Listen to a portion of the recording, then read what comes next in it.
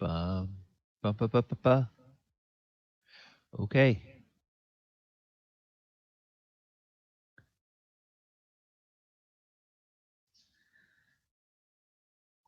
No.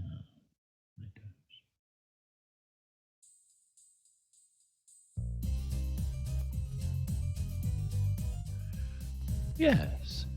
There we go. All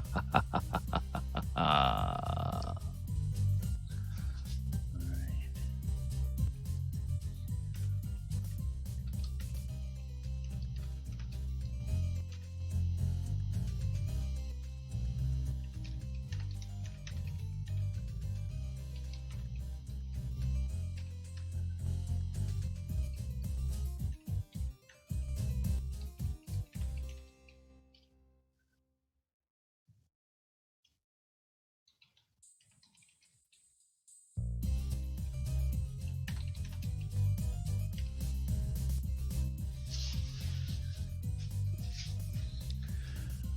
All right.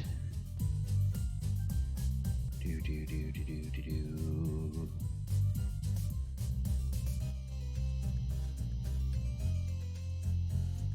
Nope. Nope. Nope. Nope.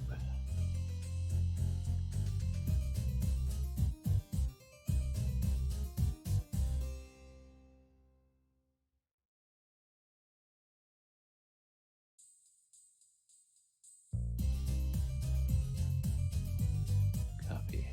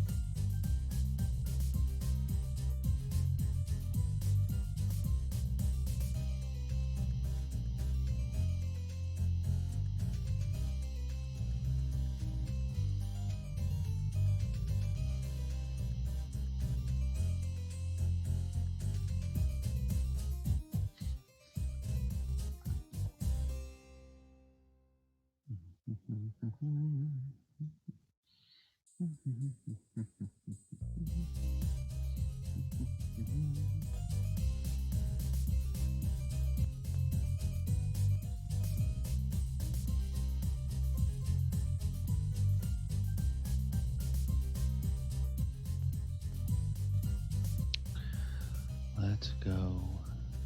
Let's go. Let's go. Let's go. Let's go.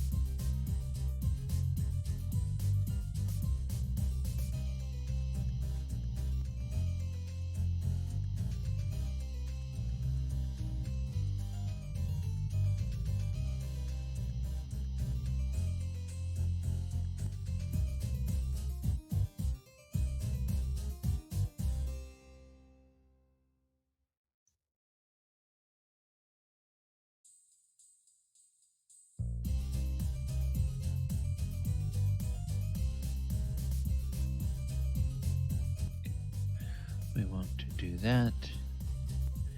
Instead, we will do this. We will go here. We'll go here. We'll go social networks. We'll go here. We will go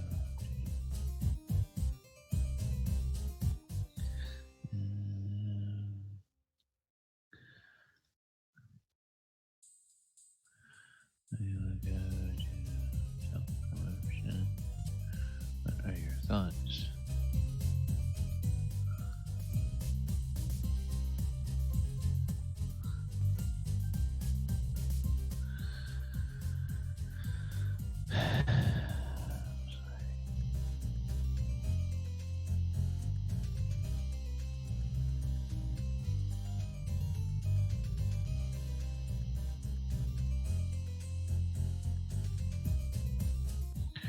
Yeah, okay. Business landscape.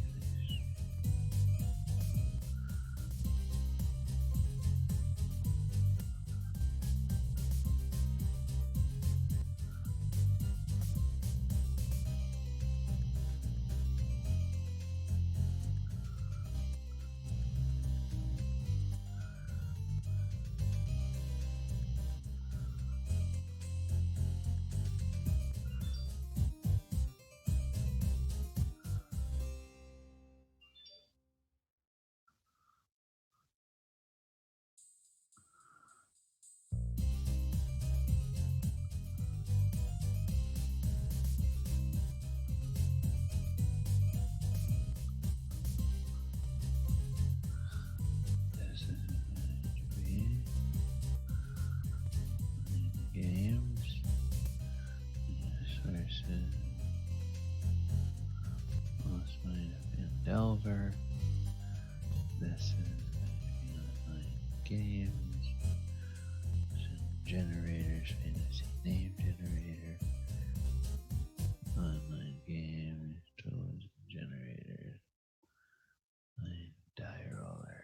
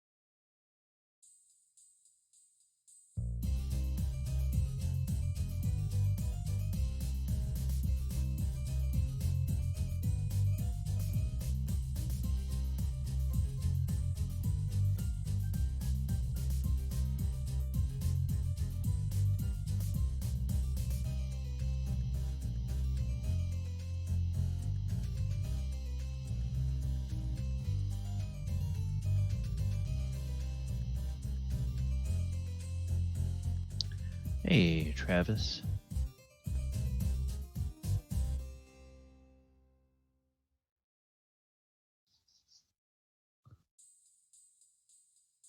Happy Saturday. Yeah, happy Saturday. We're sad you had to miss, but as we said, we definitely understand.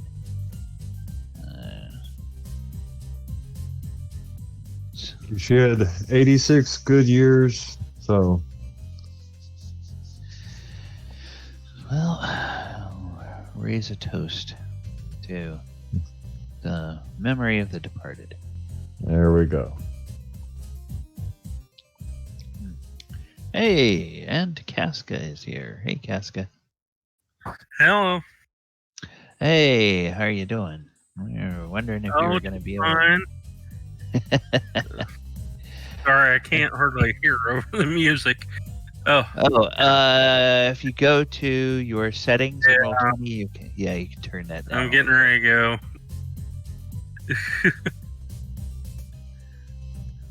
There we go. All right. Actually, since you're here and we're gonna work on your character, I'll go ahead and kill that music so we can do that. You had mentioned you were interested in playing a dwarf, right? Correct. Okay. So let me go ahead and I'll duplicate. And then let me go down to edit this. There we go. And there we go. Okay, now you should see in your journal in Roll20 a character called Copy of Dwarf. Yeah. And let me look and see. It looks like I have the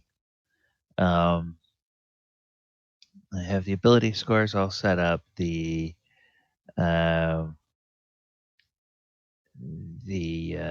saving throws. Okay, you've got your skill slots available. You can we can pick those out at some point. All right, we've got. Okay. So I did this with. Okay. On your inventory, there's two choices that I'll have you make. And that is in terms of your weapon and weapon or weapons, and whether you want a shield or not, or whether you want to have two weapons. So your choice is you can choose a shield or a battle axe for the first choice. And then for your second choice, choose either a warhammer or a short sword. So you can be a guy that has a battle axe and a warhammer, a battle axe and short sword, or you can have a hammer and shield or a sword and shield. It's kind of up to you. That's easy. I'll go with hammer and shield. Okay. All right. So then on the combat, I'm going to give you a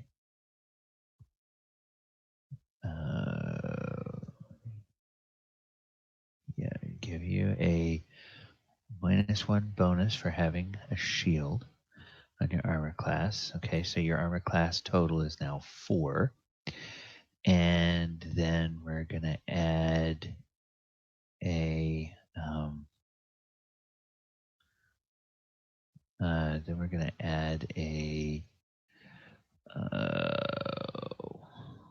hammer. And then the damage dice on a hammer in this edition is. Let's go to the equipment. Weapons.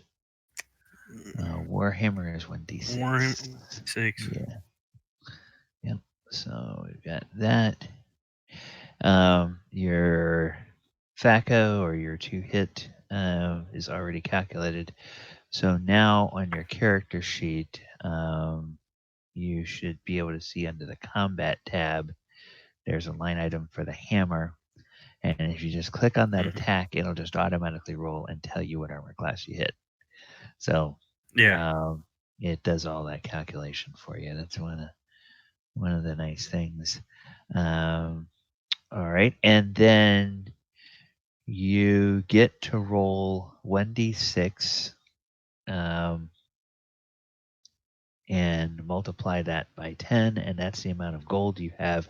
And you will see, if you look under those inventory tabs across the bottom, you already have quite a bit of stuff. Okay. That's, you have your armor, and you have a backpack filled with assorted adventuring gear. You have some rations, some water, and then the 60 gold is just, or the 10 to 60 gold whenever we get, so that'll be 40 gold. So let's see. I already updated it. Oh, okay. All right. Excellent. So you've got 40 gold that when we get back to a city, that along with anything you gain in treasure, you'll be able to use to purchase additional gear that you want. Okay. Excellent. So, all right. Yeah, it looks like I'm ready. Yeah. Now all we have to do is, or all you would have to do is, you've already done it. You've given yourself a name, Sermos. All right. Wonderful. And let me get I think I have done this correctly, where if I find Sermos here, I can bring him out onto the view. Okay, except he's tiny. All right, there we go. That represents. I guess I should fill this stuff out. Okay. Oops, and then I need to make sure that I put it where everybody else can see your nameplate. All right. Then the question is going to be, where will you be to meet the rest of the party?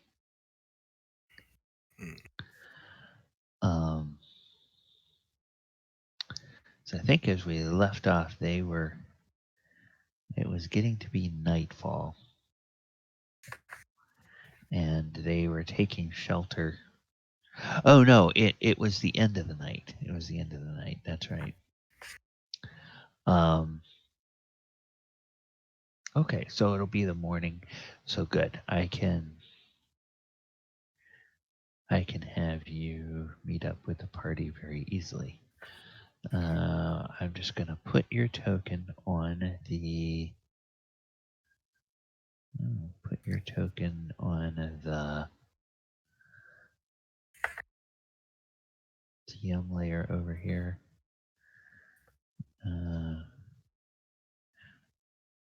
Oh no! I tell you what. I already have a token on the DM layer over here.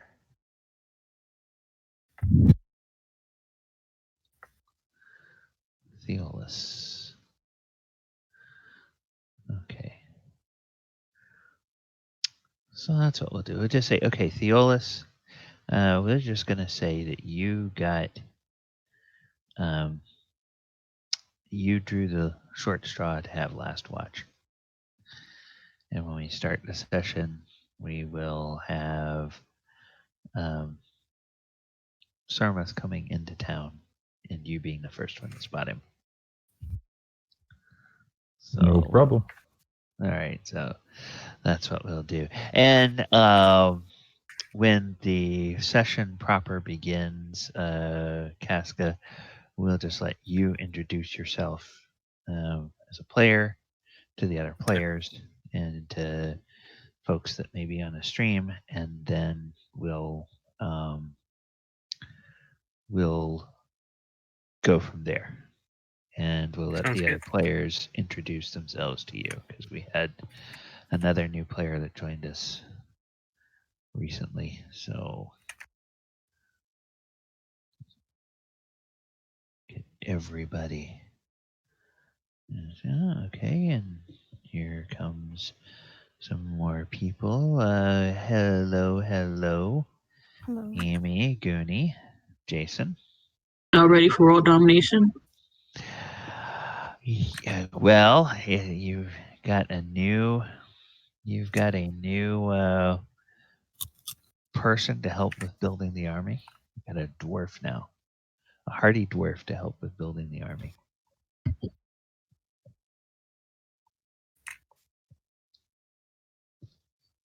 How do they feel about world domination?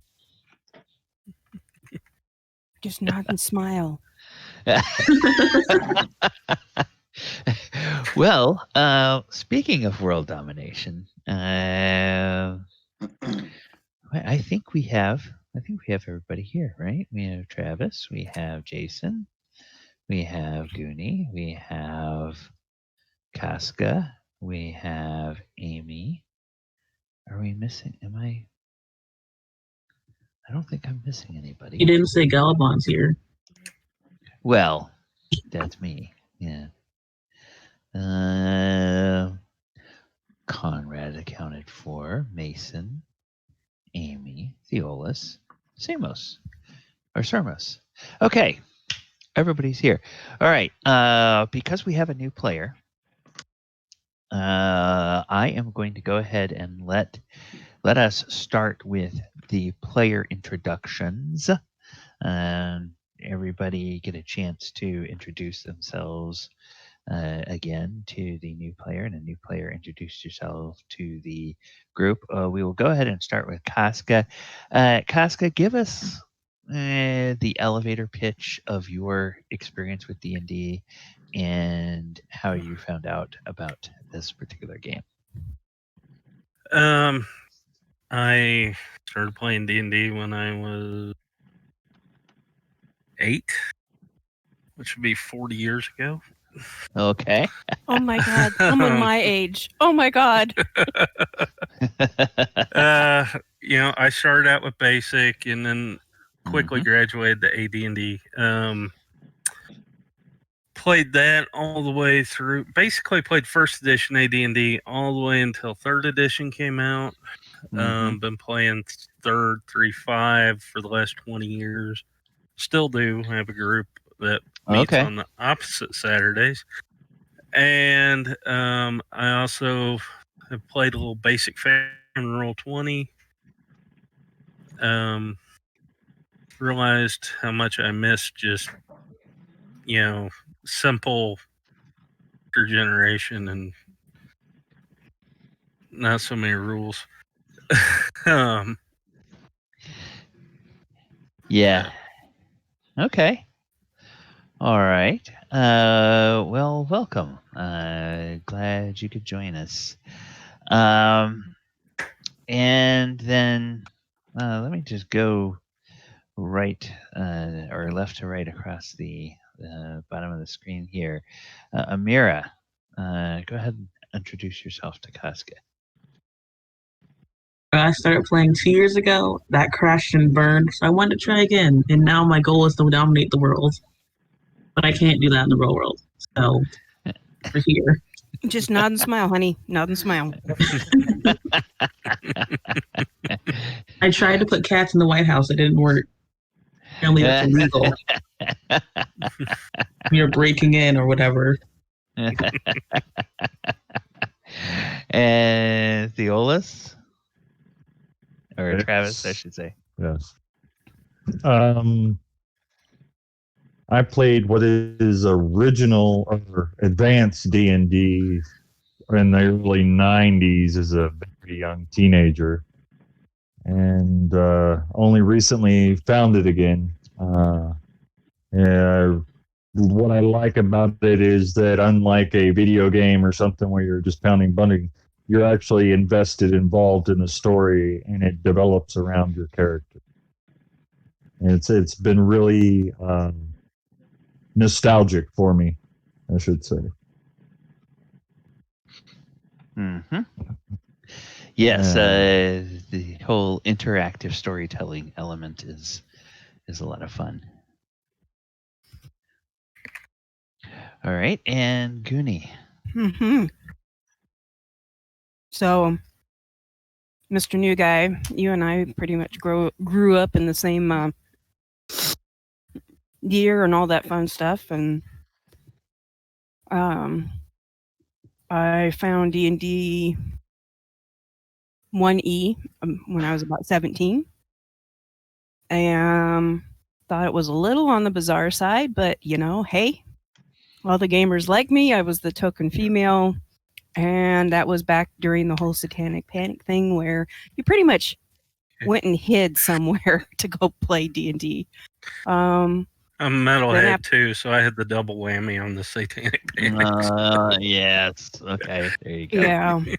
So, of course, my parents would never understand anything of what that was. So it was just kind of like, okay, I'm going to the movies, Mom. So I went to college, did some White Wolf gaming, did some other stuff there, and then moved to Midwest. Well, I was in the Midwest, but just moved further west and found some gaming groups, played in them, and then life happened. And so now, probably for the last 4 or 5 years, I've been doing a lot of stuff on Roll20 because it doesn't require that I have to drive halfway across the city just to find a gaming group. So anyway, so here I am. All right. And last but not least, Jason, who's another relatively new player, has only been a couple of sessions with us. Yes, this will be my third time with this group. Third time on Roll20 period. So I'm glad not to be the new guy anymore. So that'll be nice. Hey, you're doing awesome for being your third time in here. I'm still alive, so that's good. Yes. I played a lot of third edition. I had back in the late 90s, early 2000s. I had a group we played regularly. That fell apart, and played some other role-playing games off and on through the years. Had been playing AD&D. It was a group that started at our local library, so I've been playing that for about the last, about 4 years. The library and playing Pathfinder at home with my family. So doing that just to kind of scratch the role-playing game bug. No. All right. Sounded like somebody was trying to comment in the back there. One of the kids didn't agree with my assessment. Oh. I taught my son how to play, and he just left for his group he plays with every week. Cool. Okay. All right. Okay. And I have got all of y'all beat. I have been playing. Actually, I probably started about the same year as Casca, but I'm a few years older, so I was like 12 or 13.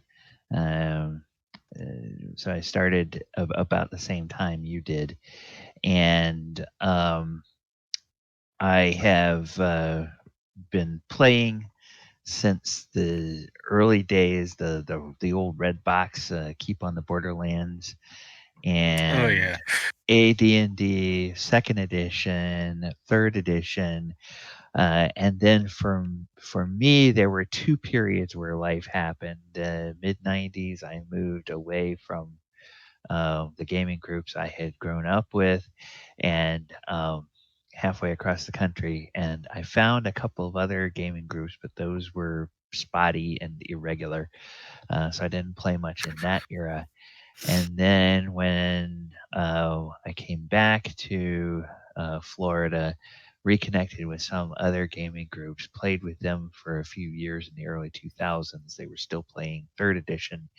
And then life happened, and I was away from the game for probably almost a decade. So I missed the entire era of 4E, and I have some of the 4E source books, and it's like it seems like they really took a complete left turn and almost invented a completely new game, and just slapped the Dungeons and Dragons name on it. And 5E, when 5E came back, I dove into that, and I ran Adventurers League's tables at 3 local gaming shops for a couple of years, and that was a lot of fun. And then when the whole lugging everything around, a few nights a week, it got to be too much. I said, you know what? I'm just going to start some games on Roll20. So I migrated from DMing for a while at Adventurers League, and then playing in an Adventurers League group one night a week, and then I began running games on Roll20. So I've been doing that for a couple of years, and I've got three games that are going now every week. I've got a Thursday night game, a Saturday night game, and then a Sunday afternoon game. That goes. 2 of those are 5th edition, and this one is throwback. So it's kind of a fun thing there. And last time we met our heroes, they were in the ruins of a little village where they have spent now all of a night, most of a day, all of a night, and it's now the following morning. They discovered during the day yesterday, while they came here looking for a banshee, they discovered there was actually a young green dragon, and they managed to flatter the dragon and bribe the dragon, which is why they're still alive. She did, not us. Well, and Amy has learned there is a valuable thing missing from her plan for world domination, which is she does not yet understand the secret of how to actually charm a dragon and get it to want to do things for you, instead of just making it think that you want to do things for it. So now Amy's next goal is, how do I charm dragons?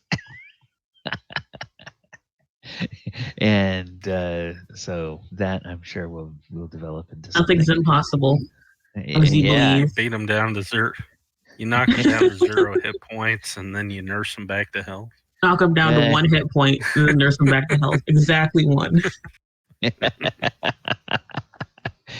And they discovered a group of small canine-like humanoids that Mason managed to win over by feeding them. And Beef jerky time! Yes. And these humanoids, they realized after consulting their collective memories, were in fact kobolds. And the kobolds tend to stay inside during the day because there's a dragon in the village. They live in the village precisely because there's a dragon in the village, which keeps other people away from the village. And they hide also because there's a dragon in the village that they know will eat them if they see it out. And when the dragon leaves at night to go flying around and hunting and everything, then they have a few hours that they go out and socialize and everything in the dark, and then they scurry back into their homes when the dragon comes back. The team set watches in this little house where they are over in the corner of the village, and Theolis on your watch, you drew the short straw to have the last watch of the night, and as the morning is dawning, How is that the short straw? Yeah. He got solid sleep all night. Well, he gets to be the person that meets the new arrival. So, Theolis, you're outside and you hear the crunch of boots, and they don't sound like kobold boots. The kobolds are very light and everything. This sounds like a more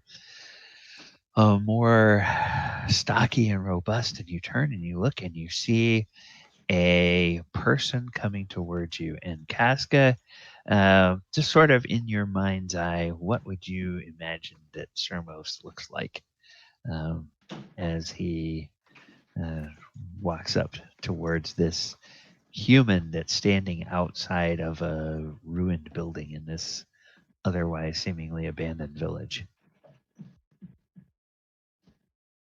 Well, what's he look like? Yeah. Well, he's 4 foot tall, weighs 150, 160 pounds. He's got jet black hair and blue eyes. And he's smoking a pipe and looking at this human like, what are you doing there? Well, All right. And Theolis, what does this human look like that the dwarf sees as he walks up? What the dwarf sees is a bit of a dirtied and battered individual wearing some secondhand chainmail, but he has a somewhat dignified sword that always stays within close reach. And currently, at the moment, he's ready to draw it and take a good stance. Hail. State your business. State your business. Business is walking at the moment. Well, then you can continue walking on. And curiosity. What are you doing here? Amy Oh, and the you're others, kinda you can bold. hear Theolis. There be wells.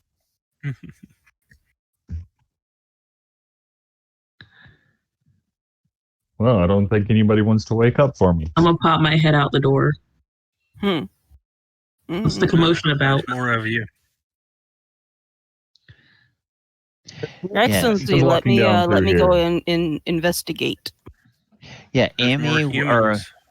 yeah, when Amy pokes her head out the door, what does the dwarf see? What is Amy's Well, if they don't have appearance? a torch, I probably just see a red blob.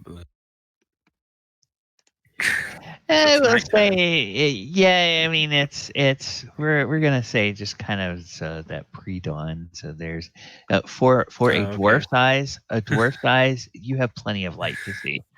Okay. And you're not having to rely on your infravision.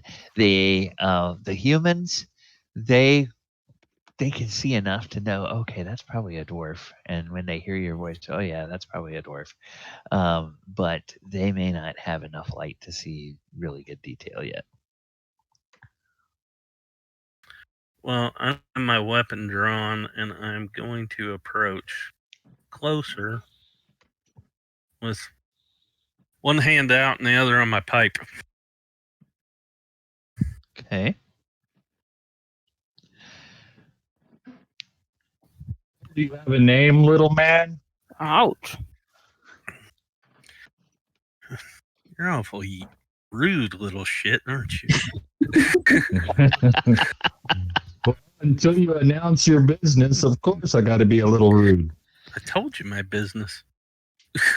Yes, you said your business was walking, and I said you could continue walking. Yet you approached.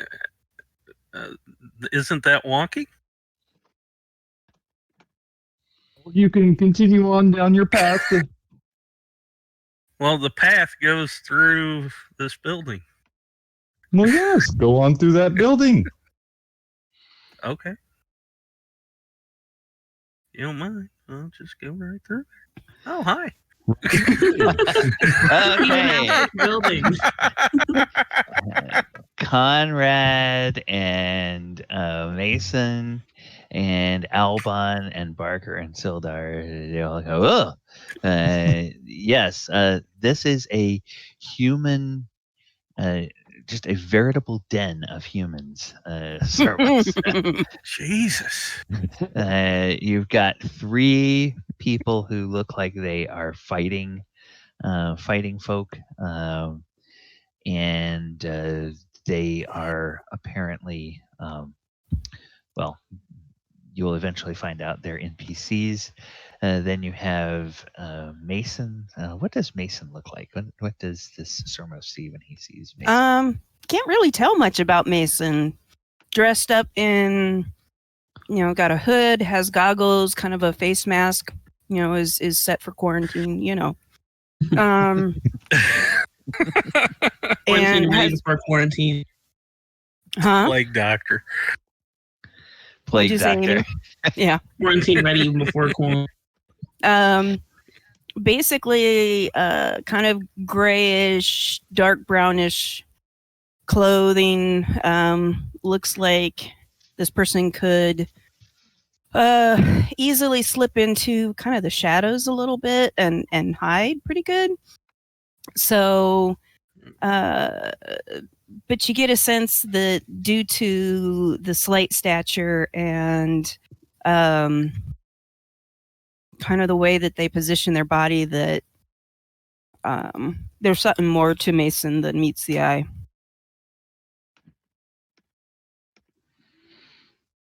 Mason kind of like hands hover kind of towards the belt and where there's a couple of daggers at, and kind of looks at the dwarf and, can I help you? I'm just out for a stroll. Through the middle of a building? Well, this is where the path took me. Okay. What are you all And- doing here? Sleeping, or was, till you walked through. Well, that rude guy told me to keep on going. Which one? Theolis? I guess. Is that his name? Mohawk looking thing on his head. Yeah, that's him. Well, he's suspicious of everybody. He's rude. He should calm down. I didn't even have a weapon drawn.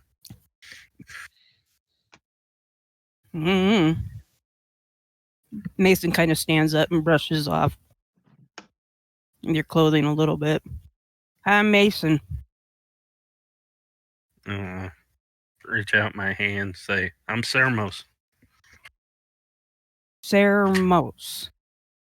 Sermos or Sermos? Sermos. Where are you from? I don't know, under some mountain somewhere. I'm kind of Well, wandering now. That's kind of vague. He's from he's a dwarf. We'll Are say we that playing in Mistra? no, we're playing in a homebrew setting with a prepackaged module. This is let us say that you have been through the town of Corel, or Karel, Karel. It is the largest city in here, and you may have come from a dwarven stronghold in a place called the Verngrun Peaks. I'm going to go ahead and put that in the Discord. Dwarven stronghold in the Ferngrund Peaks. I came to this village by way of the city of Corel. Okay. Verngren Peaks are basically to the south of this whole area. You would have come relatively north through Corel and then headed on towards this ruined village here.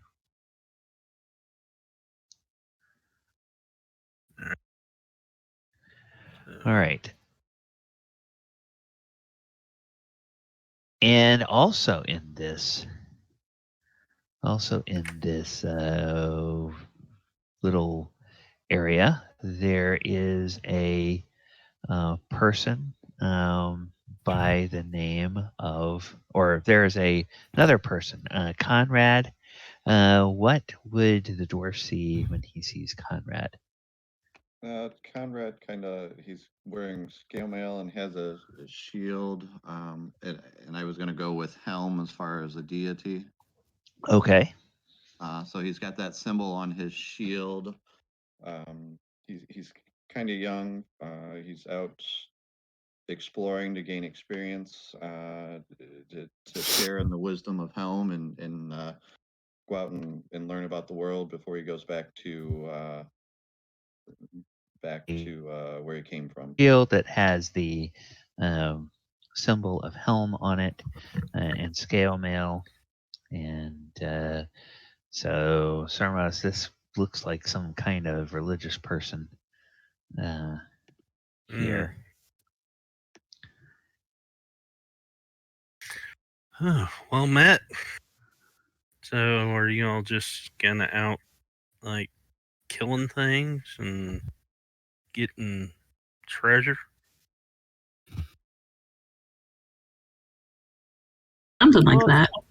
It's kind of hard to stab the dragon and get gold, you know. Why would we stab the dragon? What? Why would we stab the dragon? It's a joke.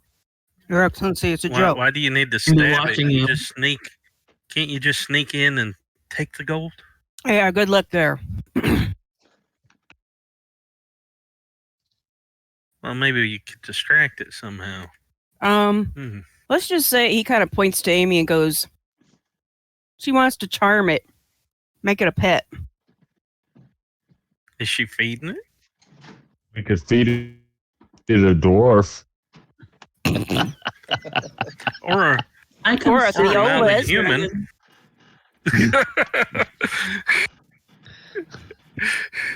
Well, I mean, it's got plenty of food in the village here already. We could feed them one of them, but that'd be rude. That's where the guests in their home. You, plenty of food in the village. There's something else here? Yeah, you'll meet them eventually if you're going to stay here. What is that background noise? Sorry. Sounds like a 3D printer or something. Yeah. Well, I mean, who else is here besides humans? And a dragon. What were they, Mason? Kobolds. Those things. Kobolds? Why don't you just capture kobolds and take them to it, and then it doesn't have to work as hard. Because that's rude. We're staying in their home. Like dragons. Yeah, I think I'd like to avoid doing that because, you know, you never know when they can actually come in handy. Until after we figure this out, then we feed them the dragon. Jesus, you guys are like the kobolds? Rude. Okay, Mason, a dragon or a friend. You've got a kobold infestation, and you have a dragon. For some reason, you want to befriend the dragon. It seems to me you feed the kobolds to the dragon. It's a win. I like this person. And we keep them. Well, you know, unfortunately, the kobolds have kind of given us an advantage in some areas, so they might not be the most brave things in the world, but I have a tendency to appreciate. What kind of advantage could a little? We're keeping them. What was your name lizard again? Dog. Give you.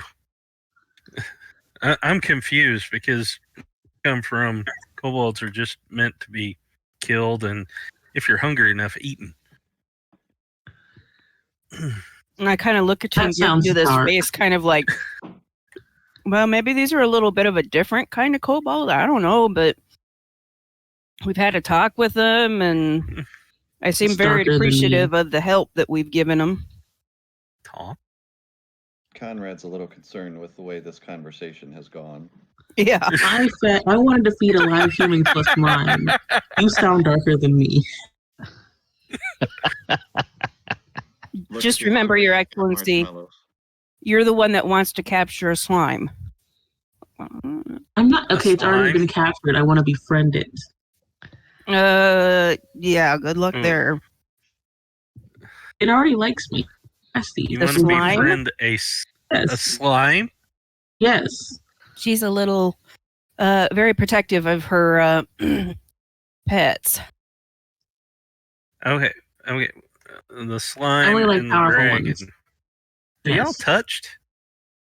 and kobolds, you're befriending everybody. No, I wouldn't say we're so much befriending kobolds. It's just live and Using let them. live. The dragon will pick them off when they want them, but might I as well don't think the leave them dragon to knows the they're forest. here. But Mm. if you want the dragon to be your friend, you just take it food. We did last night. Actually, It's kind you of know like a what? dog. if you want to be a friend of the dragon, you give it gold. And you tell it stories. Give it gold. I'm Because that's what he wants, is gold. Actually, hold on. greedy dragon. Let's see. I'll just show you. Watch this. I'm gonna step over here. I'm gonna hold out a piece of gold and raise it high in the air. About this time, Mason goes the other direction. Okay. Well, Amy, you go outside, you hold up your hand in the air, you hold a piece of gold up, and nothing.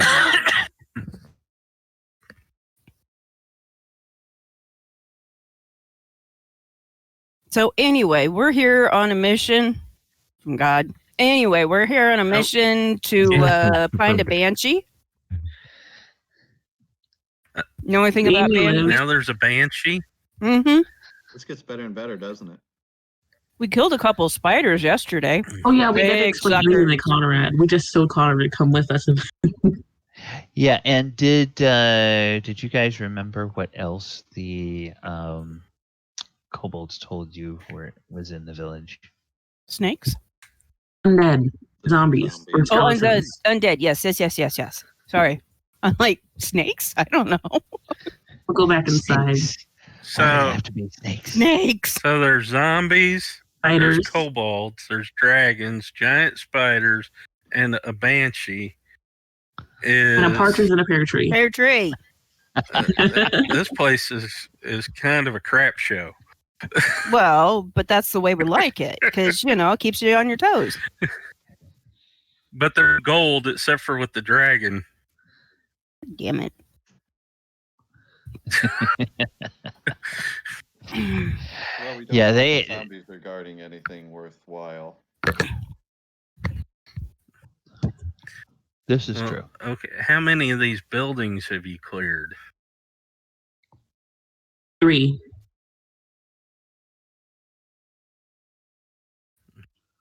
Okay. This one. This one. This one. There's something still up in that one. Well, I guess the definition of cleared They've- is identified what's in there. Yep. And then there's actually a fourth one that they've identified, which is where the dragon is. It's So, not yeah. clear. He won't let us in. He won't let his best friend in, which is bad. His best friend's not feeding him. That's the problem. You have a food source to give him. Give it to him.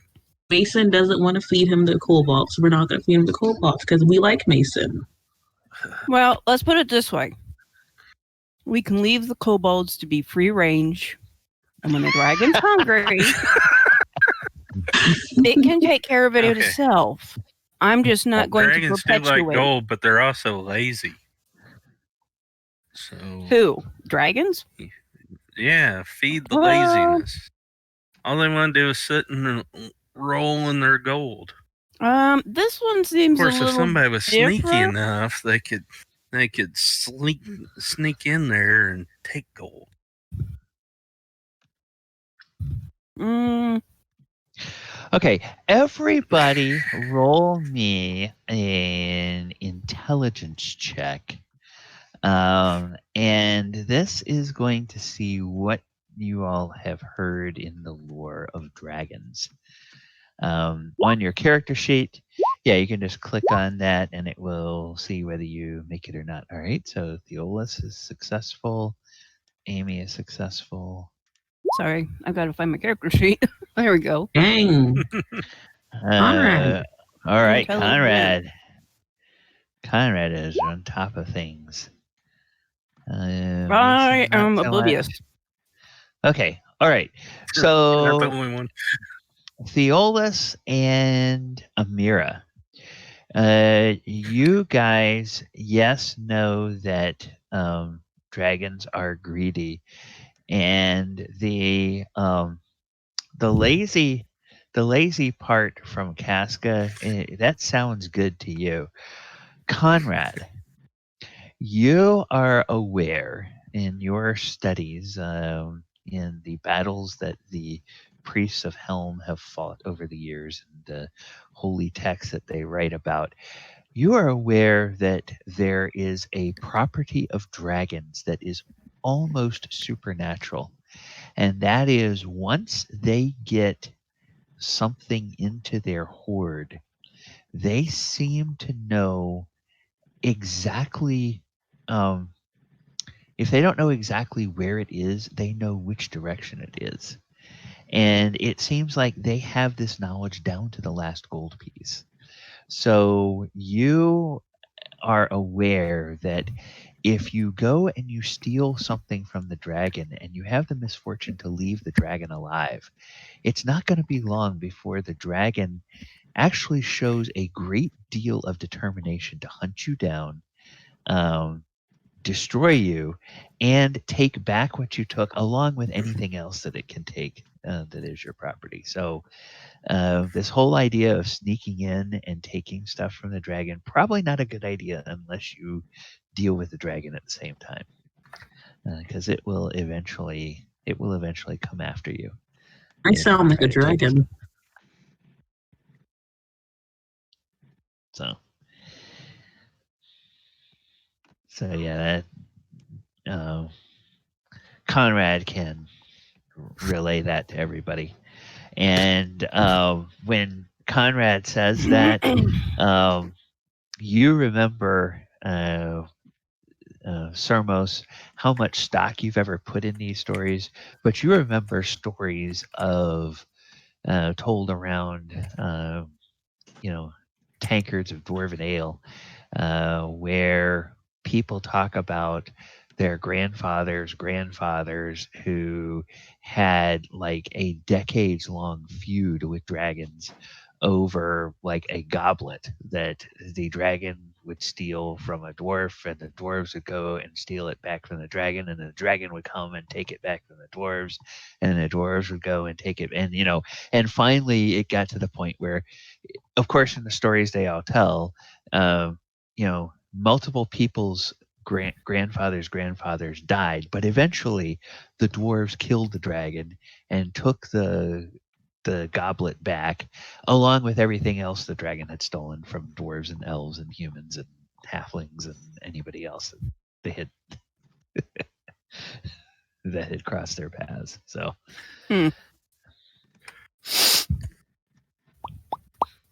So yeah, that's how dragons eventually build up their hoard. Is they live a very long time, and they're very greedy, and they seem very lazy until you take something from them that they believe belongs to them.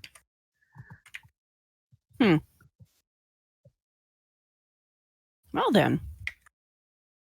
I guess I'm a dragon. Uh-huh. Right.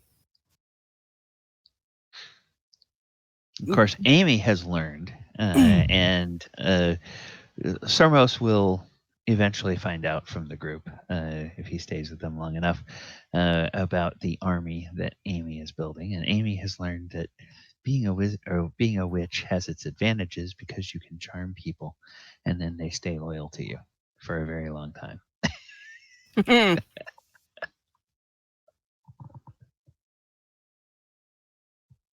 Witch. Yeah. Anyway, so Mason's like, all right, well, what time of day is it actually? Out of character. No, by the time you guys get done with all this discussion, it's probably morning, and Albon and Barker have busied themselves with making a small fire, heating a kettle, and they're either making coffee or tea, and then everybody has their breakfast rations, and so Somos, it looks like they're kind of eating breakfast, whether you've had breakfast yet or not. They'll offer you hot water for either tea or coffee. If you want some, and so then you can kind of, as soon as you all can continue talking as much as you want, but then whenever you are done, it's light enough that you guys can start moving about. All right, so I'll kind of get up and do the whole okay, take care of business, and then get started for the day, I guess. The dragon had dumped something off, hadn't it, after dinner? Overnight, yes. There was a thud outside, and you all saw half of the big pasteboard mask that you had put that's on right. Grista. The well, you'll have to explain that one too. So he goes Sermos. over, he picks up part of this pasteboard mask, and he starts chuckling. Finally got what she deserved. That makes my day a lot better. And Sermos, what you see this. You've known humans to have some strange traditions, and one of these strange traditions is that there's a festival every year where certain people will wear huge oversized masks. They're masks that are as large as the heads of giants that they strap to their they look like faces, and they strap those to their heads, and they wear those around. There's half of one of these that looks like it's got a little bit of blood on the inside. It looks like it has been torn in half by a great force, and it's got some damage that might be from either maybe some kind of scarring or acidic something that's on it. So yeah, somebody you know. Oh well, last adventure, you could perhaps say, ran into a nasty ass woman that ran a tavern. Wound up just didn't apparently even like the look of me. So before I could say boo, I was thrown into chains in a dungeon, and well, when I finally got out, I decided that she had to pay. So apparently nobody in the village liked her either. So good tea though. Huh? He had real good tea. Nah, it was passable for a small. Not the way she made it, but the way I made it was good. Well, fine, be that way. Anyway, so that being said,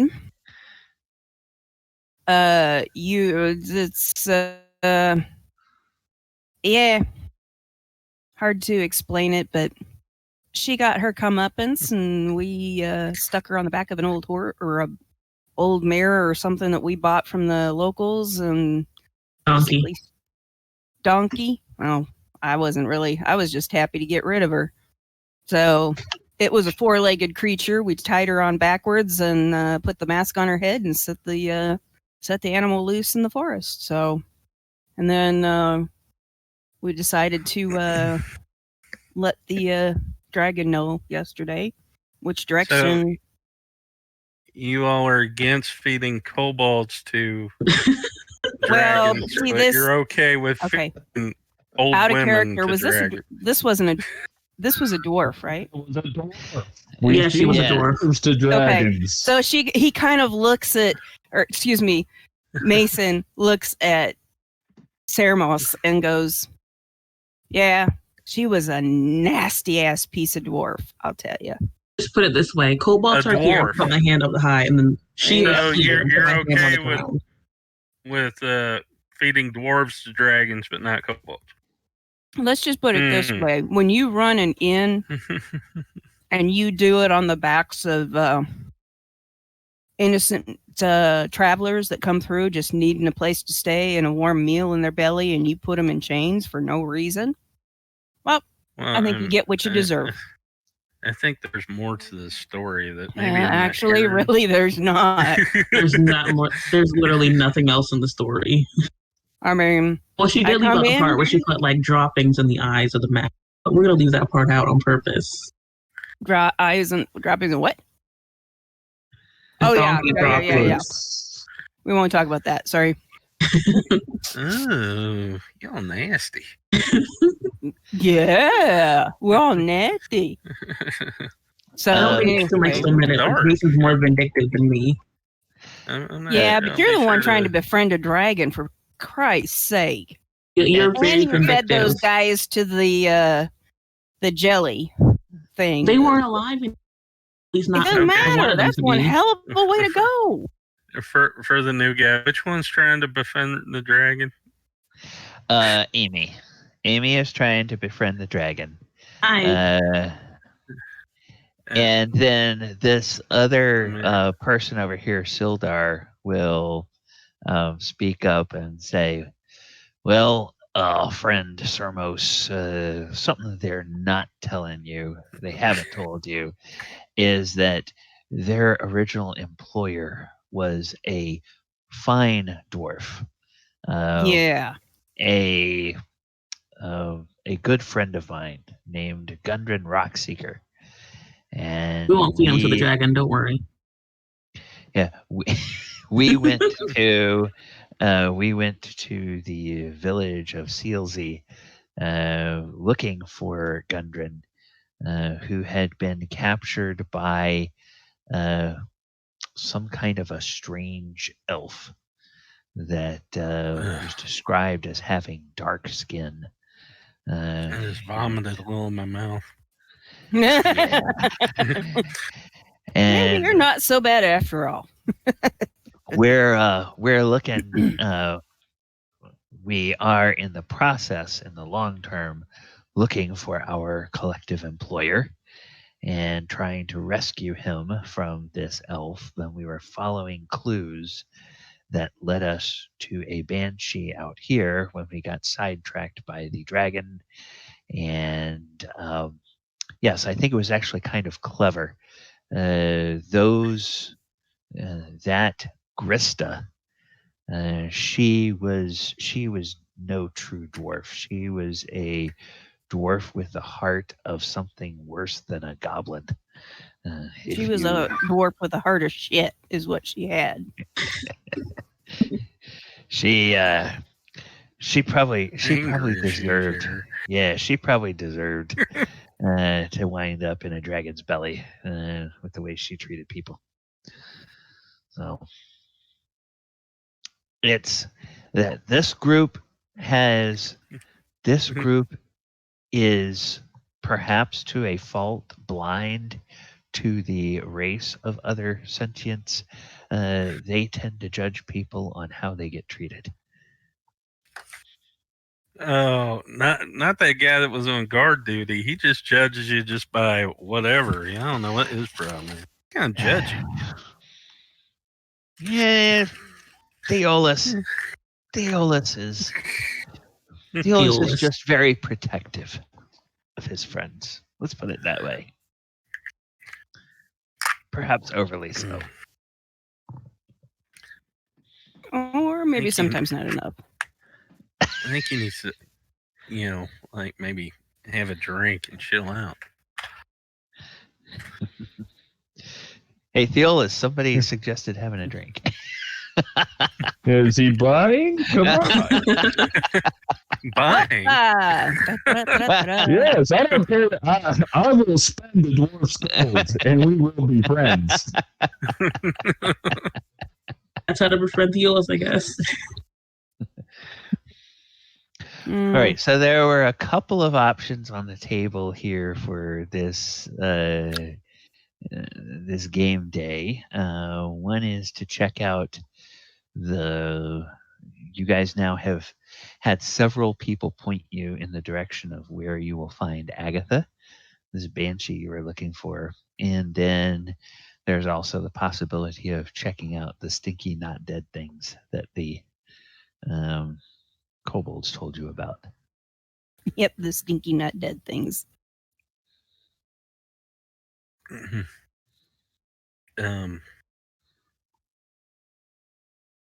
mean, last time Stinky we not dead talked about- things or Go ahead. sticky things or a banshee. I don't. Me personally, I'm Team Banshee. I mean, we had said last time to do the Banshee first before we got maybe worn down with the zombies and go for the Banshee while we were in better shape. And I did memorize my spells for Banshee over breakfast with some nice tea. Okay. Now you guys want me to make. I want to go get some tea. God damn it. He's so mean. I'm gonna whine about it. By the way, I don't know if there's something he needs to roll or something. See if he can figure out what's different about Mason, but he kind of noticed. Yeah, okay. There's not really a perception in this, but I'll let you roll a wisdom. Yeah. I'll let you roll a wisdom check, Sermos. See if you can tell something. Oh, yeah, okay. So describe what. Yeah. He's a she.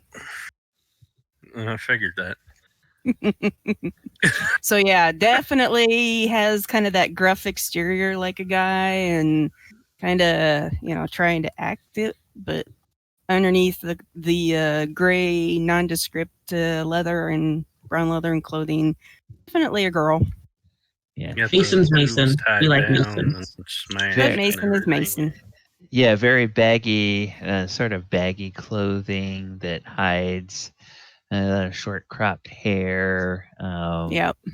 Just sort of gruff, very tomboyish. I think the modern term would be a tomboyish exterior. Mm-hmm. Pretty much. So that's pretty much it. That's all there was. All right. Ain't no more. Sorry. That's all the hidden knives. Yeah. Well, we won't go there about the knives. I thought you meant the thieves picking tools and all that stuff. Well, I'm not saying that ain't hidden either, but what thieves' tools? What thieves' tools? Innocent. Nothing here. Nothing here to see. Move along. Move along. Damn it. And about that time, just reflexively, Albon, Barker, and Sildar all just sort of check their coin purses to make sure that they're still there. Yes. And they are.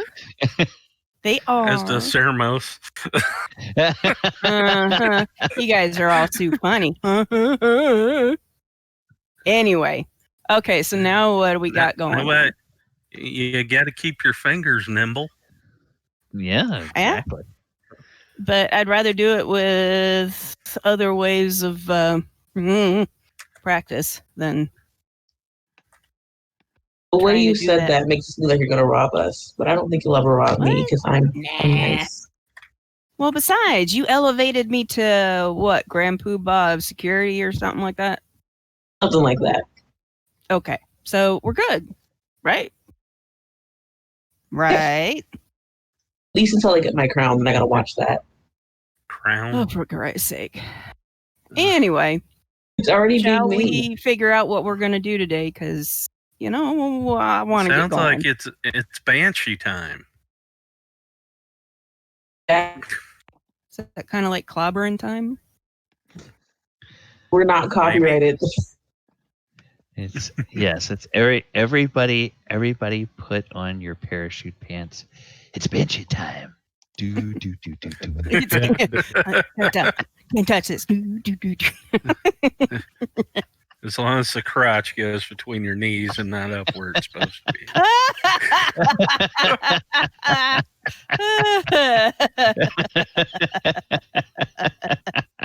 Oh, crap. Yikes. All right. A needle pulling thread. Anyway, what do we want to do? And who is going to get us started? I don't. Where is supposedly your lead Banshee? Where do you think it's at? After nobody mentioned, oh yeah, Sildar says, we have been told it's over in the eastern edge of the village, or western edge of the village. Western edge of the village. The last house. I say we On the just take a road? path like we were going to do yesterday, and hopefully there aren't any more spiders. Go this way. No more talk about spiders. Ever. Yeah, so Sermos, you Spiders head a fine out. meal. Well, Sermos may have a chance to show everybody exactly what that is. The other thing I think you guys will all notice, Sermos, you'll notice that Albon, Sildar, and Barker, I believe, are NPCs that all of the players have access to move around. So just decided, since this tradition or this edition has the tradition of retainers and men-at-arms and everything like that, decided I'm going to give control of those to the party and let them control them when it comes to combat as well as adventuring and things. So they'll contribute to conversation when they need to, but otherwise you guys can have control of them. So, all right.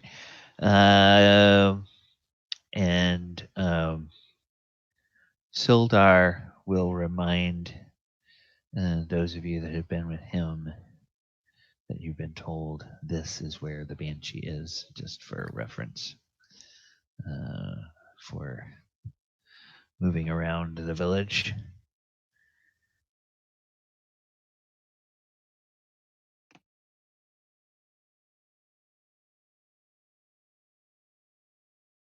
So are we going or what? Yeah. I don't know. Adventure. Okay. Sermos just starts following the path. Okay. Yeah, and Sermos, as you get about there, you will eventually spy the corpse of about a day-old giant spider that was killed on the path.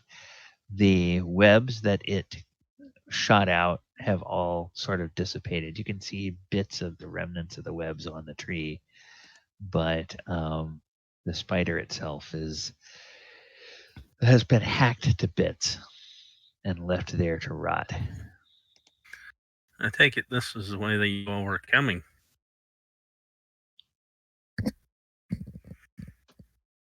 What? Yeah, it is. Just keep walking. Okay. What? Yeah, you guys can go on and bypass the corpse. Left or And right? there-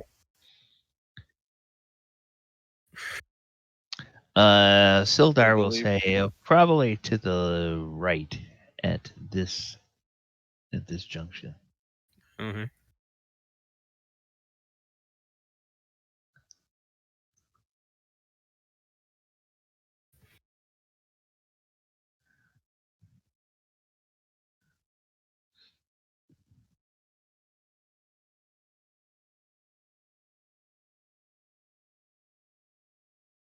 And then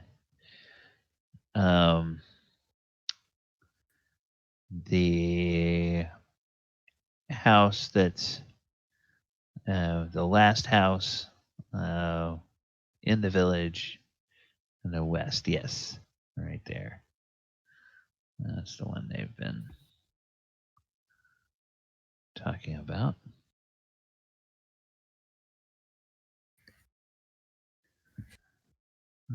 Amira? Hello. Gonna Fiesta? avoid. What? I was making sure Amira was staying caught up. She was dragging. Okay. I really don't like that spider. It almost killed me yesterday. I'm just haunted by it. It's dead now. Okay.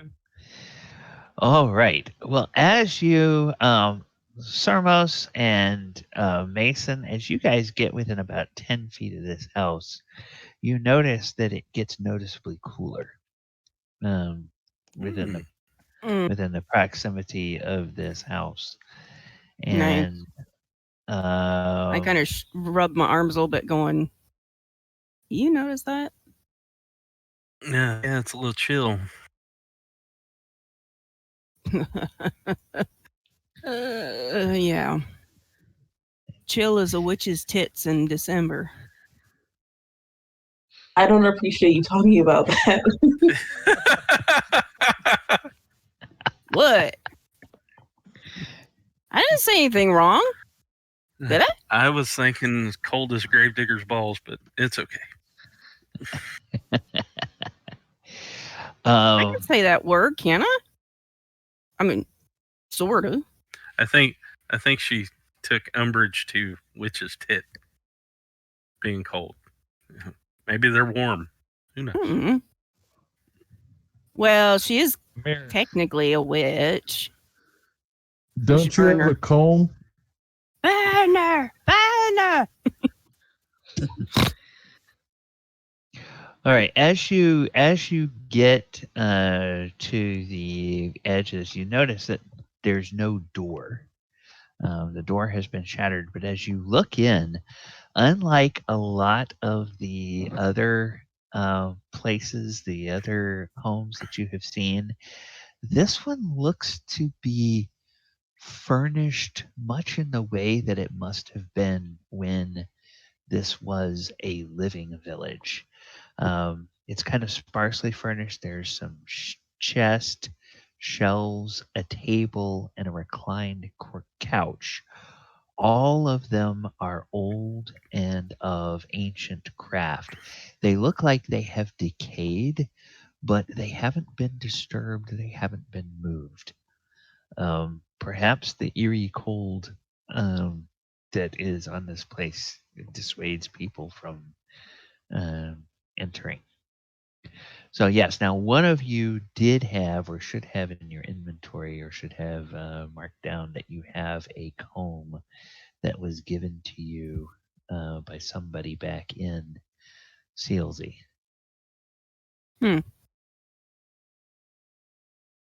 I want to say that was Amy. It might have been Tomas, and I'll just say that if it was Tomas, Tomas would have given it either to Amy or Theolis. So But the cone, the comb, yes. oh, I have it. Okay, Amy has it. It All was pretty. I wanted it. right. Okay. So yes, you know that this is, and as you look at it, as you look at that comb, it seems like it just fits with the rest of the accoutrements and furnishings that you notice in this place. It seems like this would be a place where it would belong. The final piece of the puzzle. Yeah. And as let's see, where is Amy now? Okay, Amy is right there. Yeah, Amy, as you get within about 10 feet, Sermos standing in the door and Mason sort of looking over the top of his head, you will see, or you will all feel, and Amy will feel as well, and Conrad, you're close enough to feel this too. The air, which has been cold, suddenly becomes frigid, and Mason and Sermos in the far corner, you see what looks like a mist that rises Here? up from the bottom corner This one? here. Yeah. Hmm. So you see what looks like a mist rise up from the ground, and it rises up in sort of a column, and it begins to take on a vaguely humanoid shape. And as it does take on this shape, you see you sense a powerful feeling of dread that grips you. A cold, pale light flickers in the mist, rapidly taking the form of a female elf, her hair and robes waving in a spectral wind. She might have been beautiful once, but a hateful expression twists her features now. Foolish mortals, she snarls. Whoa, What do ugly. you want here? Do you not know it is death to seek me out? Wow. Mason, you dead? What? Are you dead? Am I dead? No, Not yet. I just said, oh, ugly. Sermos, you dead? No. All right, I think we're good. Conrad? Why are we asking? Because you said it's death to seek her out. Well, most elves have hateful looks on their face, but so that's kind of normal. Why are we seeking her out? Amy, you've heard this voice inside, so, and it sounds female. What is it? Sidebar out of character. Why are we seeking out this banshee? We need information about something. I forgot what. And the banshee can give it. Yeah, you were told We need to to seek her out for 2 pieces of information. Would you like to remind us? Because I forgot. Okay. For the new people because I definitely didn't forget actually. For the new people. Yes. Hammond,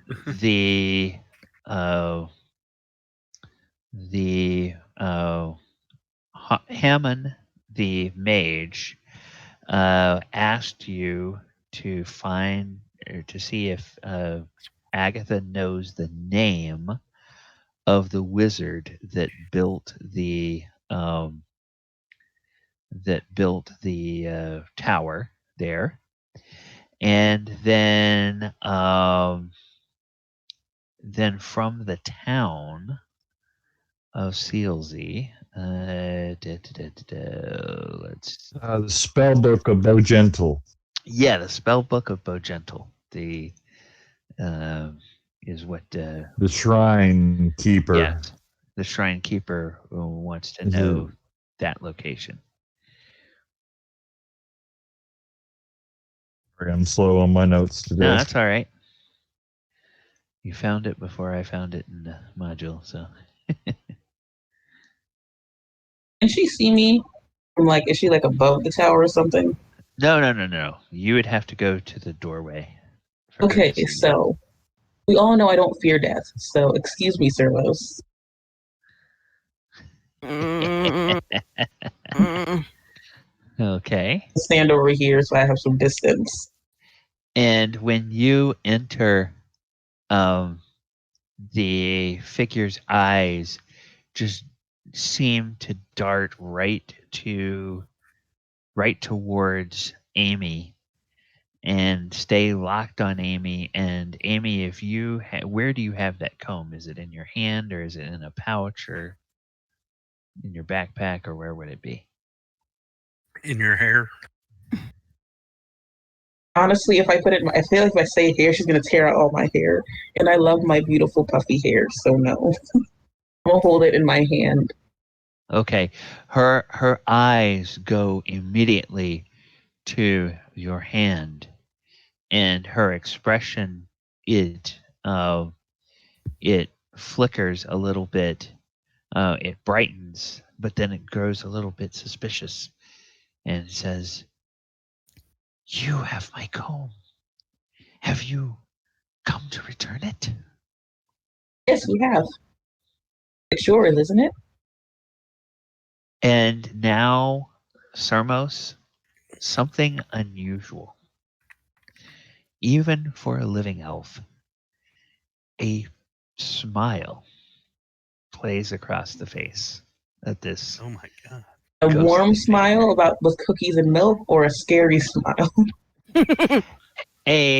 A warm smile, as though something that thought was lost forever has now been found, Yes, no murder. and says, "Oh, oh, that is so blessed of you. I thought the living only existed to plunder the dead, but you returned this. If I may give you a boon, I will do what I can. I don't have much, but ask me, and if it is within my power, I shall give it to you." All we ask of is information. Okay. Okay. There is a spell book, I think it's called Gentle, that we have been set out to find. And you might know of where it is. Ah, yes. Gentle. Gentle. His only flaw was that he was human. Otherwise, he was wonderful. He was a friend. He was a lover. Yeah, he was and now her smile is just sort of lost in memories. Oh, But his spell book. You want to know of his spell book? Yes. After Gentle passed, I had no need of his spell book, and there was a necromancer named Zernoth that came from the city of Erebor more than a century ago. is this the same guy we just talked to? No, it is Dang not. it. That would make life so much easier. And I gave the spell book to Zernoth. I traded that to him for a favor that he did for me. And I don't know what became of the book afterward. But if you track Zernoth back to Erebor, you may be able to find what became of it. Well, thank you. Just one more question, and then we'll give you back your poem. We'll let you go back to your eternal rest or damnation, or whatever you're doing here. Okay. There's a tower, just like south of here, Yeah. that we need to know the name of the builder of. Ah, yes. Yes.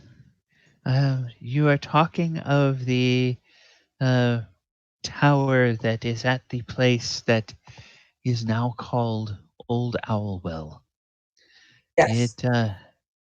It once had an ancient name that remembered its builder. It was once called Arthendal's Tower. And for Arthendal was the builder.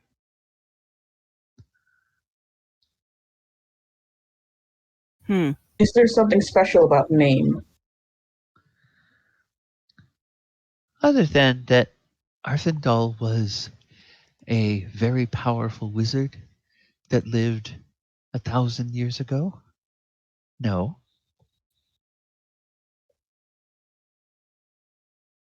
Strangely asked for the name specifically. Just curious. Oh, well. Well, if I had the ability, I would invite you to stay for tea, but sadly, I do not. You may just place the comb on the table, if you will, please. I assume the table's like in the middle, so I'm just gonna gently place the comb on the table. Okay. And when you do, Agatha will move forward to the other side of the table. And you set the comb down and you take your hand away. And then Agatha will reach out. And when she reaches out, her spectral hand at first just passes right through the table and right through the comb. And then she looks at the comb and seems to concentrate on it. And then she grabs the comb, and as she grabs the comb, it becomes a spectral comb. And Ooh. she then picks it up and looks at it, turns it in her hand, and she gathers her hair, and then she sticks the comb in her hair. And then she retreats back to her corner, and she's all smiles, and she pulls her long hair over one shoulder and lets it hang down and says, "Oh, you are kind folk. Thank you, thank you." And says, and Master Dwarf, it has been so long since I've seen a kind member of your folk. I hope you and your kin will be blessed. Right.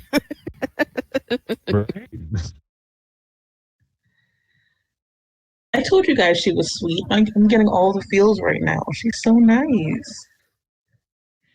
You guys And- wanted to hurt her.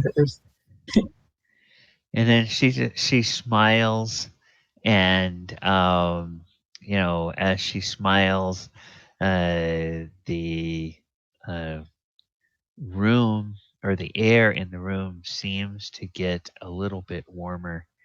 And as the air gets a little bit warmer, she just gradually fades away.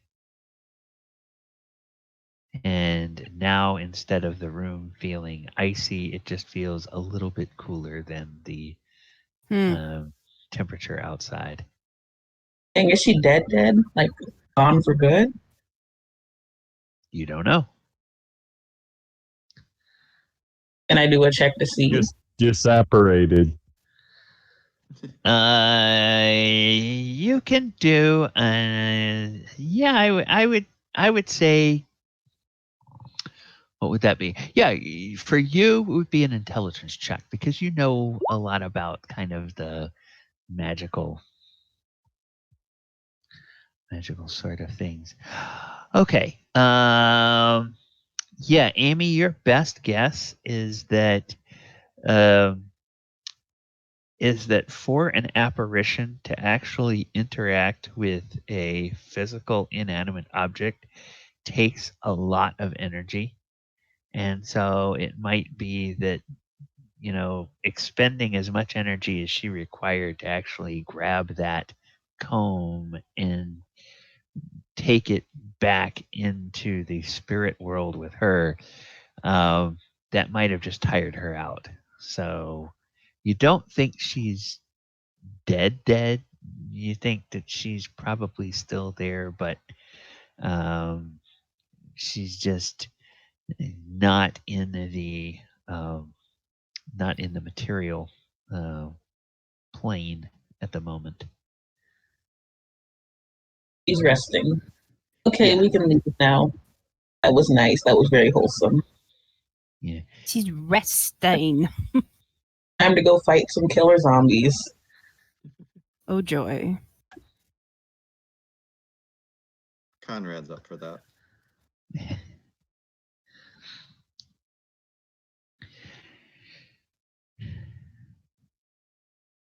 Yeah. doing, cat? Damn it. Sorry. My cat's trying to chew on wires. The cat wants to play too.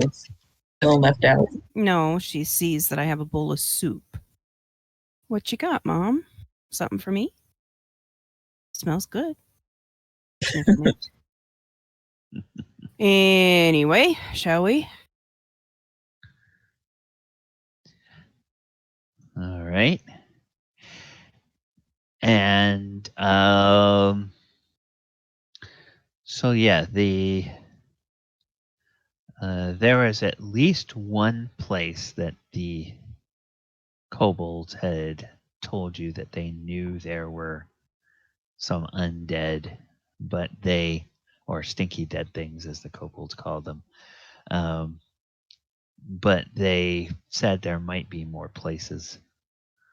So do you guys want to do the adventuring, kick in doors and start looking, or do you want to go to the place that you knew? Well, let's that start there with were- where we know, where they've kind of Okay. directed us. I thought Okay. they told us 2 places, or maybe they just suspected the second. Oh, place. okay. All right. I would totally kick in a door. I thought it was the building just to the northeast of where we were, and then the one to the north of where that statue was with the water. Okay. So this one The here. door? Yeah, Was the that door? one. Okay, That- I'm gonna kick that- it in. Okay, you're gonna kick in a Boy. door. All right. So, whoops. As you kick in a door, Amy, the door flies open, Whatcha? and you see 4 bodies. Ugh. And The backup. the bodies are there on the ground, and as the light from the door falls on them, the bodies begin to slowly move. Clearly, these are bodies that the skin is desiccated and dried, and in parts you can see bits of bone sticking through. So clearly, these are not living beings, but they nonetheless begin to rise and stand up on their feet. And that means that it is going to be time for us to have an initiative. And Casca, this is going back to the old days when initiative was for each side instead of each individual member of the party, and also where the each side gets to go first.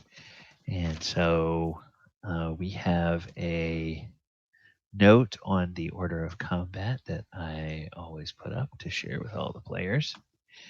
and put it over in the corner of the screen here so it doesn't hide what's going on in the combat. And so you see them, they see you. There is no surprise. So one of the players can go ahead and roll initiative for the party. Make the And new guy do it. Mhm. Okay. Initiation. If you go Yep. to your character sheet, you will see on the combat tab there's an initiative button. You click that, it will roll initiative, and then I'm going to do this, and I'm going to roll an initiative for them.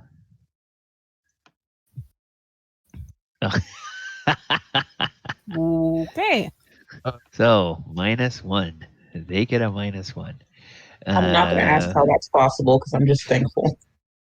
Yeah, because they have such a low dexterity score. That's how that's possible. And as in all editions of D&D, the initiative is tied to dexterity. So you guys will all get to have your turns first, and we do this in the order of everybody does each stage before we get to the next stage. So as PCs, you don't need to make morale checks, but you can choose to move. So in this edition, you'll see 2 movement values on your character sheet. The one is the movement. The larger number is the movement when you're out of combat. The smaller number is the movement that you get to make during combat if you're also going to take an action like casting a spell or making an attack. So you can choose to move. Most of you is going to be either probably 30 or 40 feet. Move 5 feet over here. Okay. Now, does Conrad. Oh, go ahead. this Go ahead. building have a roof on it, or is it just bare walls, or half a It's roof? got a roof that has some that has some holes in it. Okay. A few tiles missing here and there. But it's mostly intact. The walls are fairly well intact as well. Okay. Cool. So Amy moved. Conrad, do you want to move? Well, they have to have line of sight for me to turn them, don't they? Yeah, so you can move in. And also for those of you that are used to 5e, there's no opportunity attacks in this edition. So you can move past something and it doesn't have a chance to attack you when you go by it, like some other editions have. All right, so Conrad, Mason, do you want to move? Yes.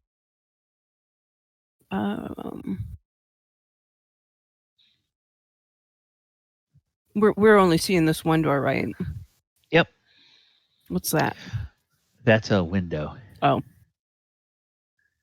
With a window with closed shutter.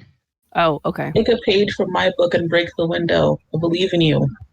That's what I was kind of thinking, is like pull the window up, open, the blinds open or the shades open, and try to climb in. Okay. Yeah, you can open the shutter, and then it will cost you, instead of 5 feet to get through the window, it'll cost you 10 feet of movement to get through the window. Okay.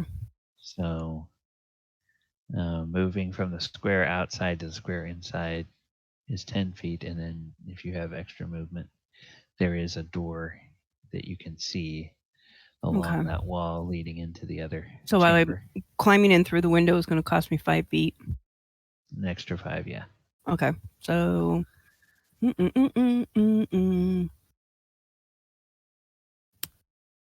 Where in the world? So I'm still learning all of this stuff.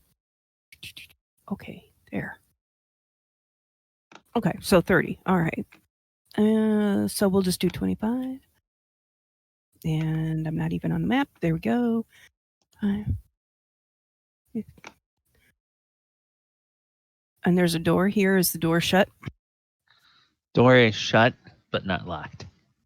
Okay. So it's a free action to basically. Okay, so I'm gonna kind of grab the handle and pull the door open just slightly and try to peek in, and then that's pretty much all I'm doing.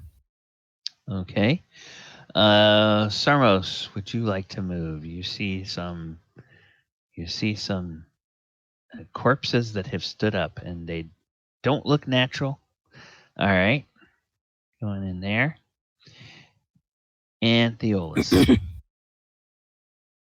Over the doorway so that they can't get to Amira. Okay. I All was gonna right. see that And one. then where would you guys? We can say these guys were a little closer. So where would you guys like to position Alban, Barker, and Sildar?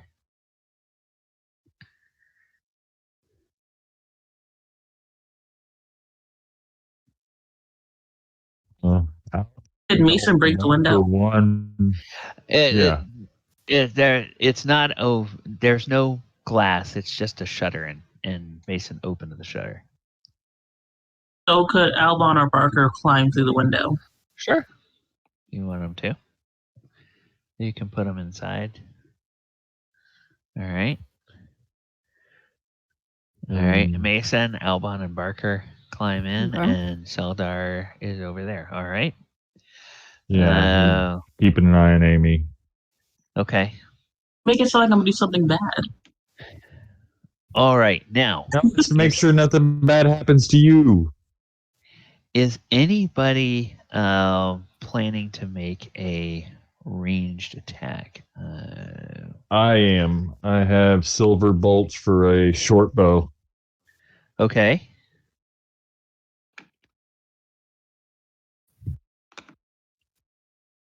I'm going to try to shoot that guy when we get to ranged weapons. Okay. I just want to double check that. I believe turning undead. I think that happens on. I think that happens on the spellcasting thing.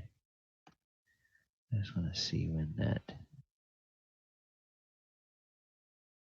Okay, yeah, I think that happens on a spellcasting, the spellcasting phase of the turn. So, ranged weapons. So you can go ahead and shoot.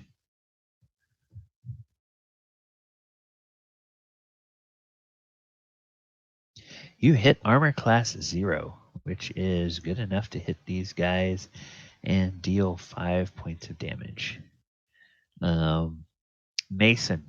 Yes. An arrow slams into this thing, and you hear the crack of bone, and then a cloud of dust and little flakes of skin go flying out the back of this. God. But otherwise, it does not. The arrow is then sticking out of it, but it seems otherwise unfazed. You guys are so it's hurt. It's hurt, but it's not. It doesn't fall down. Mm-hmm. Right, is anybody else planning a ranged attack?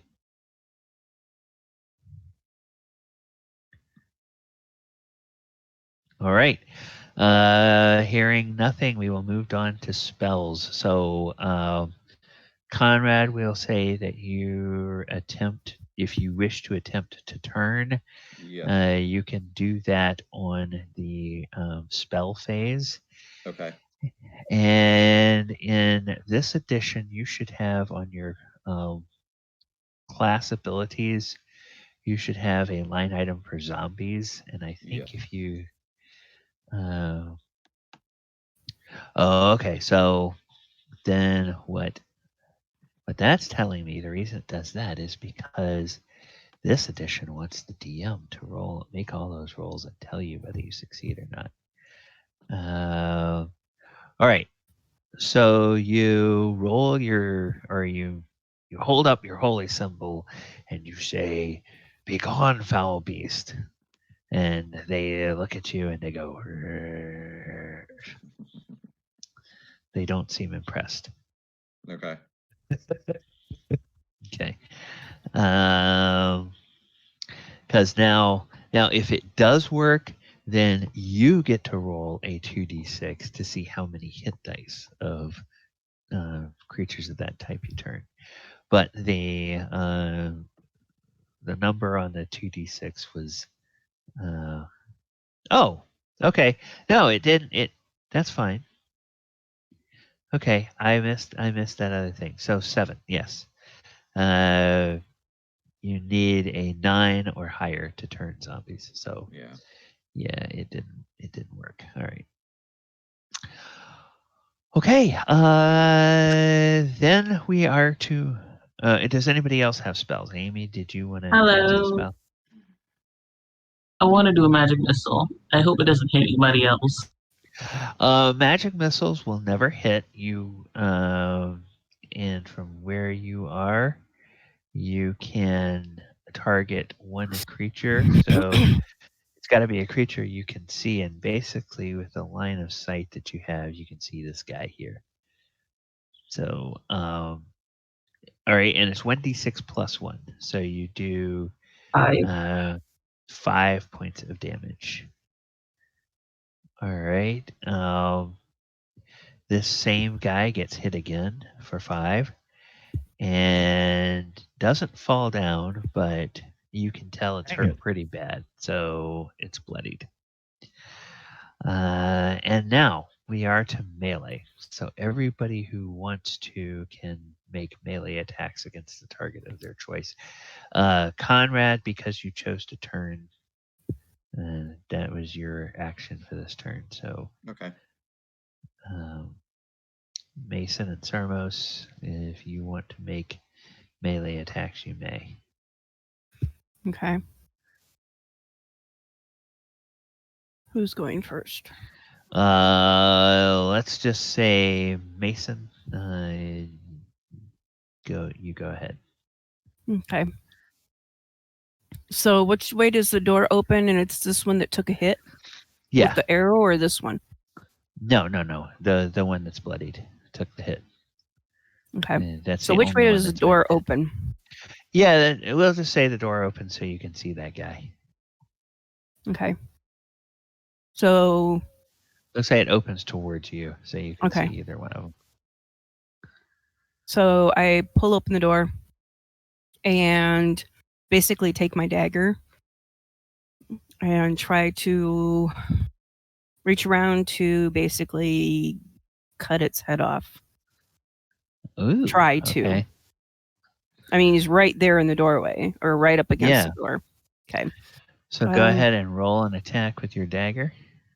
Okay. So short. No, there should be a melee line for the dagger as well. There's No, it says short, medium, long. Okay, that's under the Oh, ranged I see it. attack. I see it. I'm sorry. Okay. Boop. You hit an armor class 5, which is enough to hit. You deal 3 points of damage. Mason, how would you like to kill this zombie? Ever seen a cuckoo clock? Yeah. Okay. So the door whips open. He steps out, grabs the knife, goes and cuts him basically whatever's left across the throat into the spinal cord, and then shifts the blade so that he can kind of do a flicking motion and flicks the head off towards this zombie over here and then steps back in. Okay. And the corpse collapses. So Sermos, one of your targets is down, but you have another target in melee range that you can attack.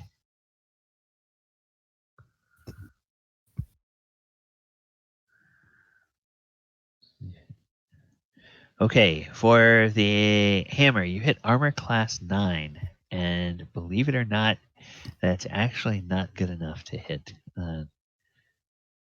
this creature. It's, well, I'll say that you strike it, but it doesn't. You don't really get a clean blow on it. It doesn't seem to do any damage to it. So that is the party's turn. Now it is the zombies' turn, and the zombies, they are going to. Okay.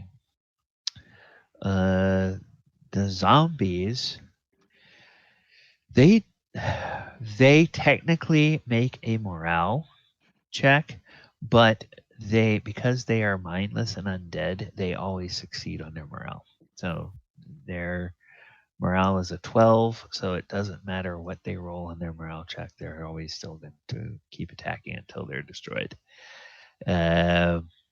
So then we'll say with the movement, this guy will move to in front of the doorway. Emily will move down next to the dwarf, and Ian here has a couple of targets there. So we'll then start with the zombies claw attack. In this edition, zombies have claws, and it will make an attack.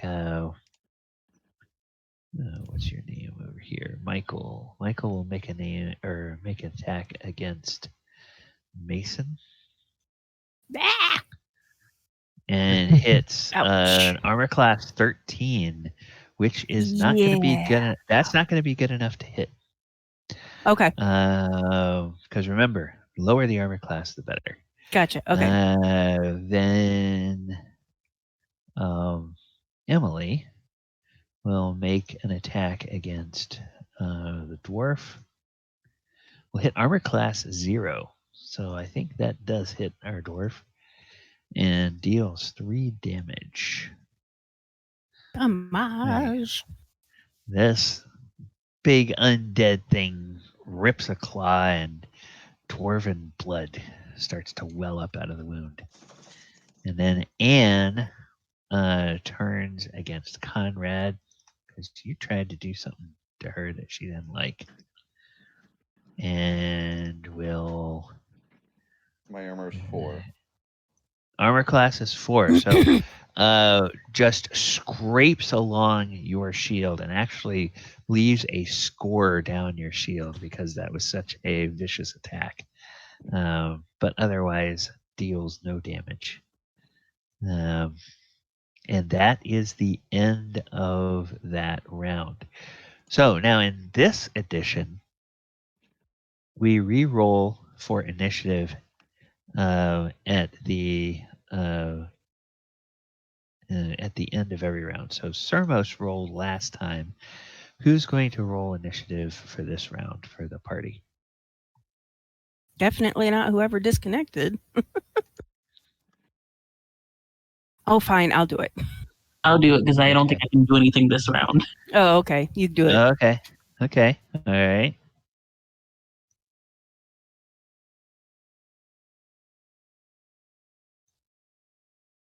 I definitely did not forget where initiative was.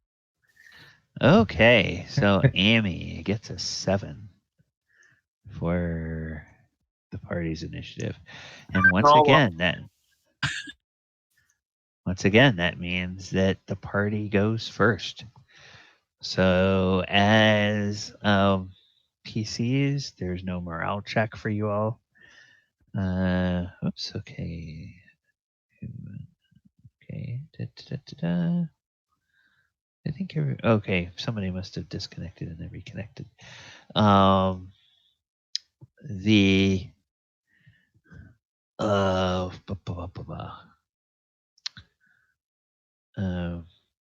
Who all wants to move? Ow.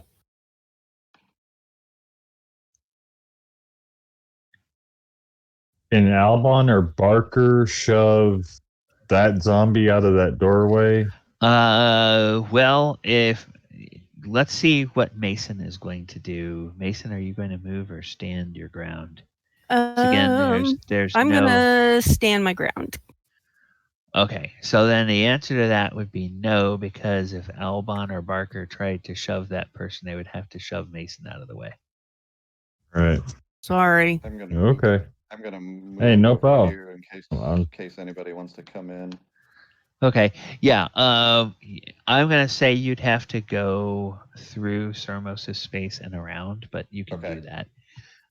Because you can't go through an occupied space or a space that an enemy occupies. Okay. So you can squeeze past an ally, but all right. I So mean, you could shoulder the person aside, just kind of like, excuse me, coming through. Sorry, move. with that, I'm gonna let the two of you decide that, since it's technically party controlled NPC versus party members. So you guys figure out how you want to deal with the trying to get that zombie out of the doorway. Hmm. Right. Well, I was just going to have Albon or Barker move the zombie to help protect Mason. But if Mason wants to hold her ground and fight that spot, then that spot is hers. That's the ground she's chosen. Okay. Mm-hmm. All right. And then this is a shuttered window. That's a I'm shuttered gonna move window, over which here. can be opened from the outside if somebody wants to. Okay. So Sildar is. Yeah, we'll have Sildar. That way he's still between the zombies and Amy, but he might be able to get a stab at the zombie once he gets the window open. Okay. And then Theolis, are you holding serve there in the door, or are you gonna move in? Yeah, I can go ahead and move in, but I'll still do a ranged attack this time. Okay. And Amy, you're good where you are? I am chilling. I'm fine. Okay. All She's right. a chillin' villain, man. All right. So now ranged weapons. Theolis, you can fire when ready. Okay. And which one are you? Yeah, which one are you gonna shoot at? Well, Mason, are you wanting to take on the one in front of you? Oh, sure, why not? All right, then I'll try to take care of that one. Okay. If I could, ouch. Okay, AC 14. That'll miss. Oh. Then anybody else doing a ranged attack? No. Okay. Now let me take a look and see what the rule. Cleric encounters undead monster. Cleric may either attack it normally or try to turn it. When you want to cleric, all right, undead monsters not only the turn. The cleric tries to if you see it, but okay. If you try to turn a specific undead monster and fail, you cannot try to turn it again in the same fight. In some Okay. later encounter, you can try to turn that individual again. Okay, that I just wanted to verify what the rules were on turning in this edition. Okay, Sure. so Conrad, as a first level cleric, doesn't have any spells yet, so can't do a turn. We presume now it just goes to melee, because I don't think Amy is going to try to do any spells unless she Nope. has changed her mind. Okay. All right. So let's just start left to right on the screen. Mason, we'll go with you first. Since you are on the All right. left. Make your attack. So, I am going to try to stab this zombie that's right in front of me. Okay. Basically, again, trying to sever the head in some form or the spinal cord. So, dagger. Ooh, AC 17. That's not gonna That's not gonna do it. Yeah, that missed. Whoops. Yeah. He dodged when I should have ducked. Okay, and then Sildar. Who is going to attack for Sildar?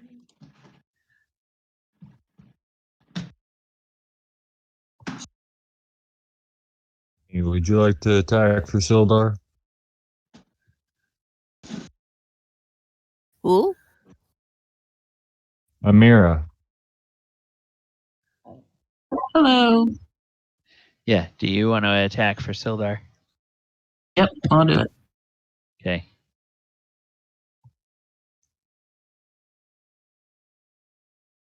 I cannot. So don't Oh. no now. I always forget he's Okay. in the name list. All right. Yeah. Okay. On the combat. There we go. Ooh, -3. Hits an armor class -3 for 6 points of damage. So that sword just goes plunging through the window. All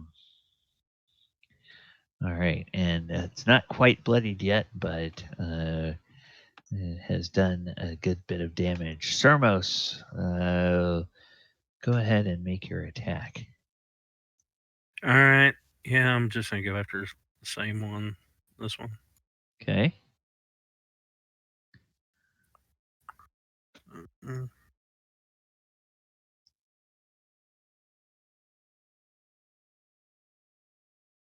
Armor class 10. Okay, not quite good enough. That won't hit.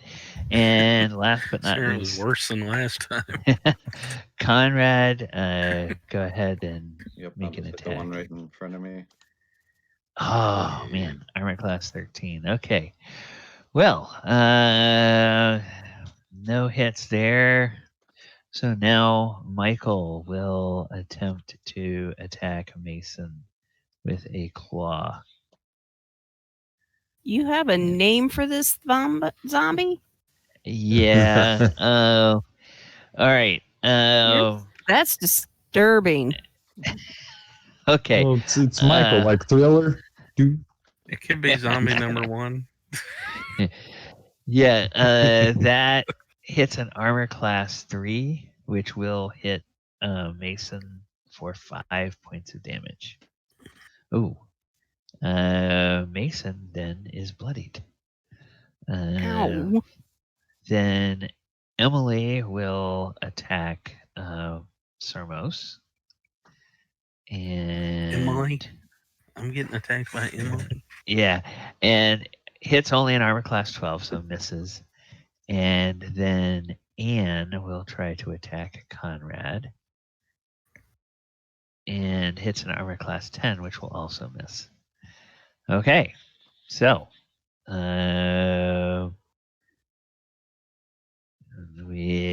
that is that. That's the end of that round. So Amy rolled initiative last time. Who wants to roll initiative this time? I can do it. Okay, Conrad will. Oh, okay. So 2 there for Conrad, and let's see the zombie. Oh, the zombie gets a 3. So hey, the zombies go first this round. Damn dirty zombies. Yeah, so they're gonna. Oh, wait a minute, Conrad, you got a 2. Okay.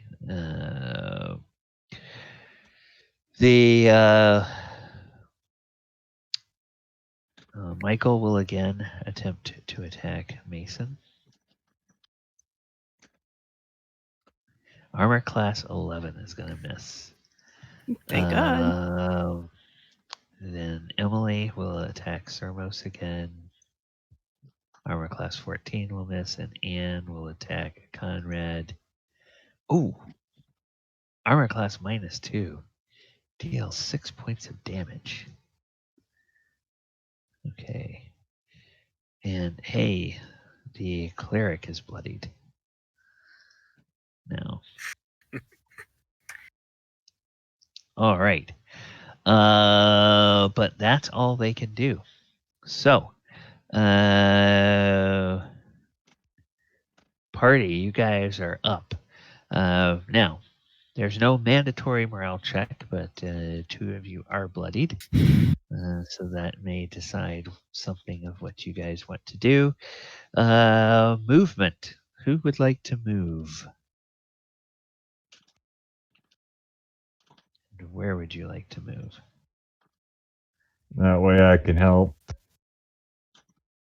Okay. I would suggest Mason back up a bit and then take control of Albon and Barker to assist her.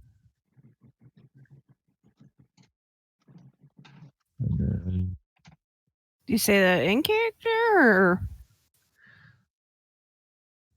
Well, in character, out of character. Albon and Barker. Yeah, Albon and Barker will both look at Mason and say, "We can help."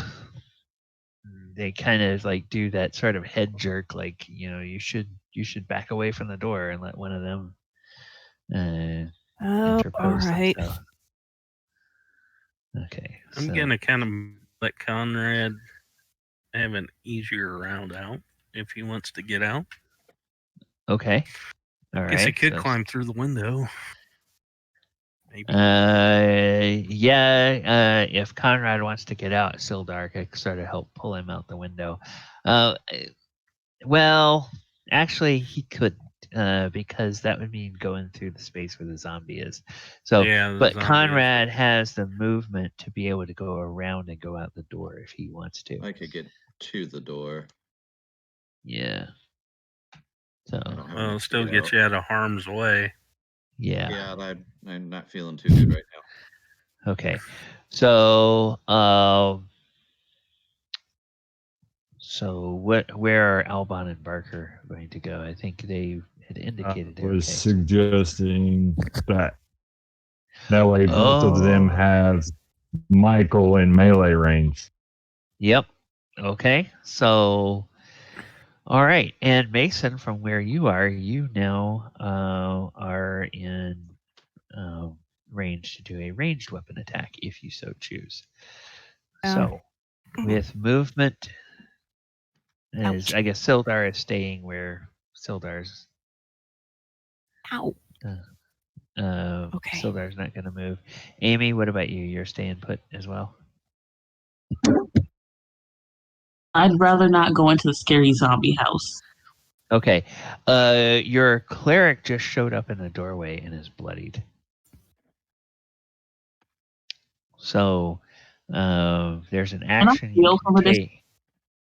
You could Pull him take out. an action to heal on your on the melee if you moved over there if you wanted to. I'll move by the window and just like peek in.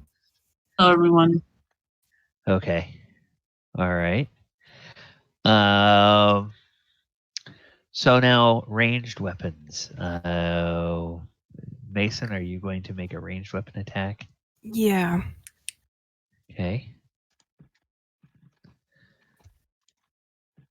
Okay, armor class 7. That is going to hit. Yay. For 5 points of damage. All right. Okay. Yay. Anybody else doing a ranged weapon attack? No. Okay, then I don't think there's any spells. And finally, melee weapons. So, Albon and Barker can make their attacks.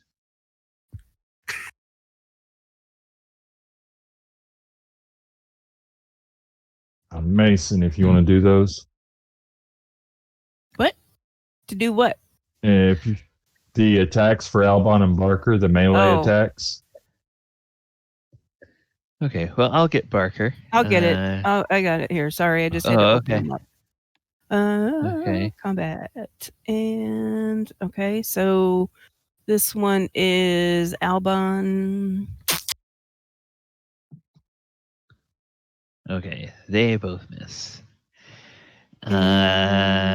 Barker.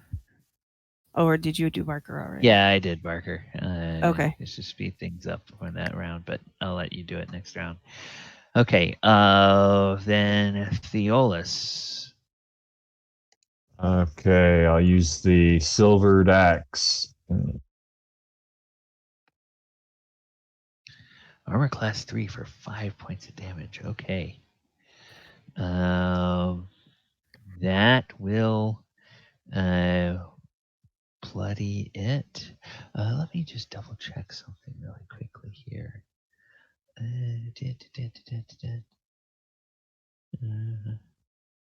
Okay.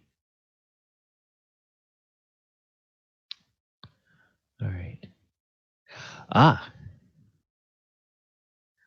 Okay.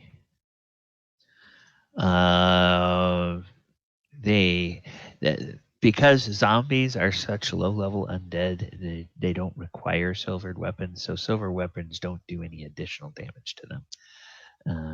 Okay, no Yeah, problem. I was just double checking to make sure that I wasn't Oh, cheating you out thank of you. extra damage. And then Sildar. Sildar going to attack again. I think Amy, you had Sildar last time.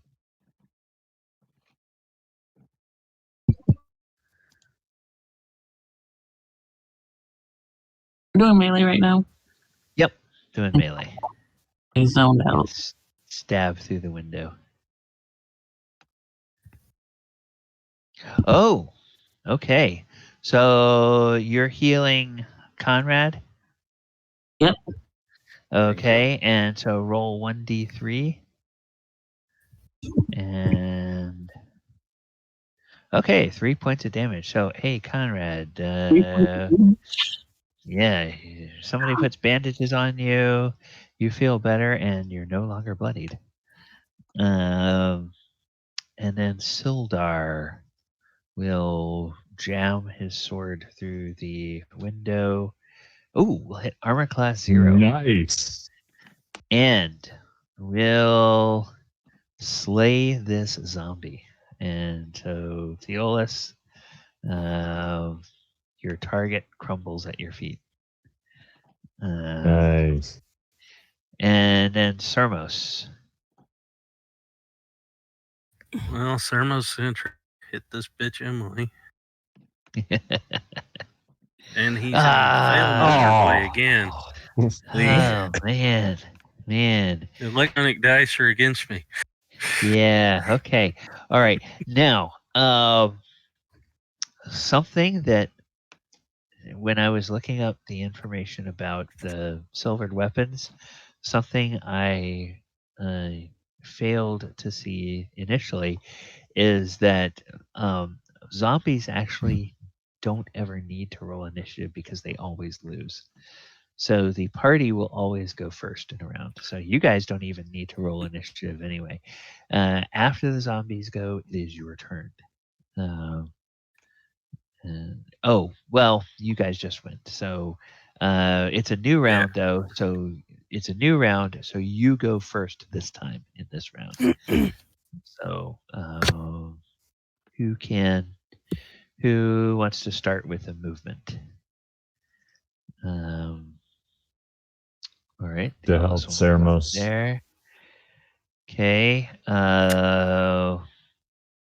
Conrad will move up there.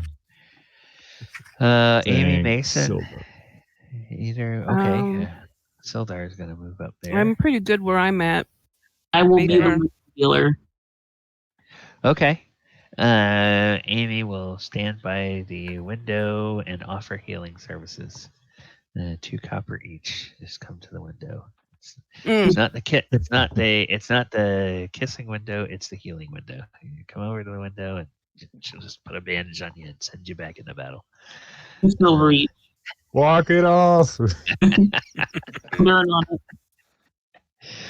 Okay, so Mason, sounds like you want to do another ranged attack. Mm-hmm. Okay. All right, so let my character sheet. There we go. Range. Dun, dun, dun, dun, dun. Boom. Ooh, -4 for 3 points of damage. All right. Hey. This one.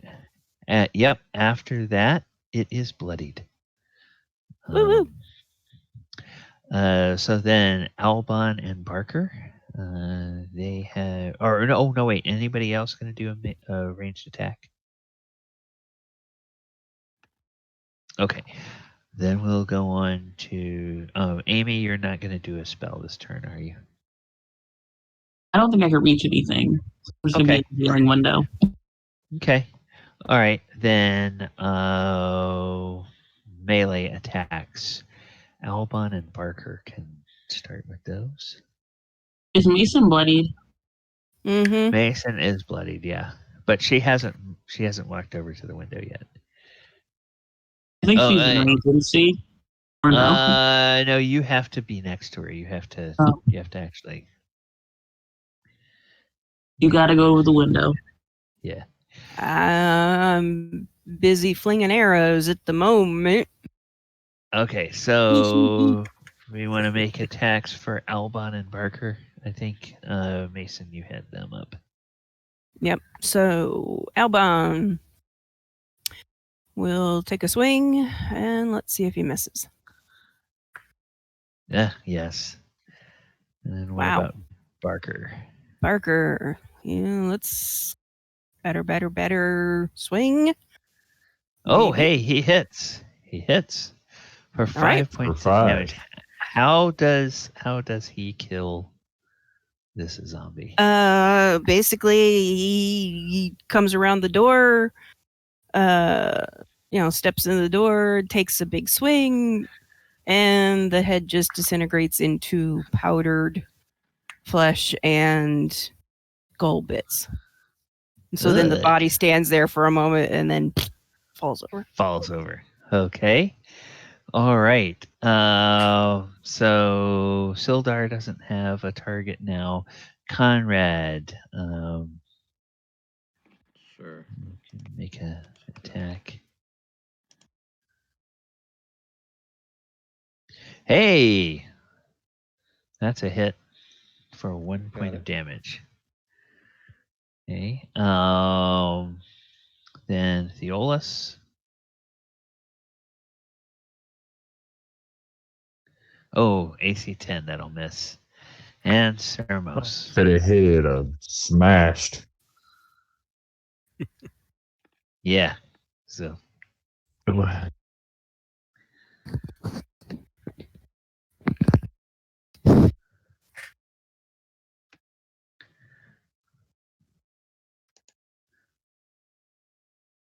Conrad, are you there? Yeah. Hello? Yeah. Okay. So you can attack if you wish. I did. Oh, It's Sermos. Sermos. Sermos. Casca. Yeah. Sorry, my daughter made a question. Your dog, what? Oh, okay. All right. Daughter. All right. Now I finally see it. Your dog spoke English? My Okay. daughter, not my dog. Oh, yes. I heard dog. Yeah. I heard dog too. Yeah. That's Okay. a magic So dog. the hammer misses. AC 10 will miss. All right. So now the zombies will go, and well, she only has one choice. She looks around, and because she's mindless, we're gonna do this. We're gonna do /R1D3. Sermos, you're 1. Theolis, you're 2. Conrad, you're 3. Okay. Bring it. Theolis is going to get attacked. AC 13, that'll miss. All right. And the party's back up. Who wants to move? Hey, Mason, there's What? a nice lady over at the healing window. Is that kind of like the kissing booth? Well, yeah, you got to go over there and she'll. God damn it. Yeah. Oh, brother. Fine. I think Okay. it may be more like the gory hole. The gory hole. Oh. Oh, Damn. that reminds me, Sermos. I forgot to tell you. But this is a good point to let you know. All of the other players have started with inspiration, and so on your character sheet on the main tab, what we've been doing is find one of those other things where it says class and just write the word inspiration, and then on the level thing next to it, just put a 1. So, we could do like inspiration and then 1. Yeah, okay. Okay, that's good. And then just put a 1 somewhere in one of the level boxes. And you can, that'll work just like it does in 5th edition, where if you want to cash that in for a reroll of a d20, you can do so. Oh, okay. It's like, okay. Yeah. So, Albon and Barker, either one of them gonna move?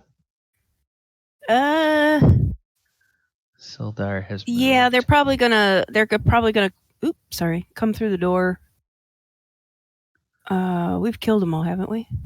Nope. All but one. This one. Yeah. Okay. Well, they'll come around the We're door having and they'll stand on the inside of the door now. Okay. Having trouble with Emily. Yeah. See Emily play with the humans. That is Emily doesn't seem to play very well. Yes. That is an old reference for all of those of you who are millennials. Emily wants to play game. All right. So, that was movement. Anybody doing ranged attacks? I don't think so at this point. I don't think the NPCs have ranged weapons. No, they didn't. They don't have ranged weapons. So no spells. Amy, we can start with you with a heal check.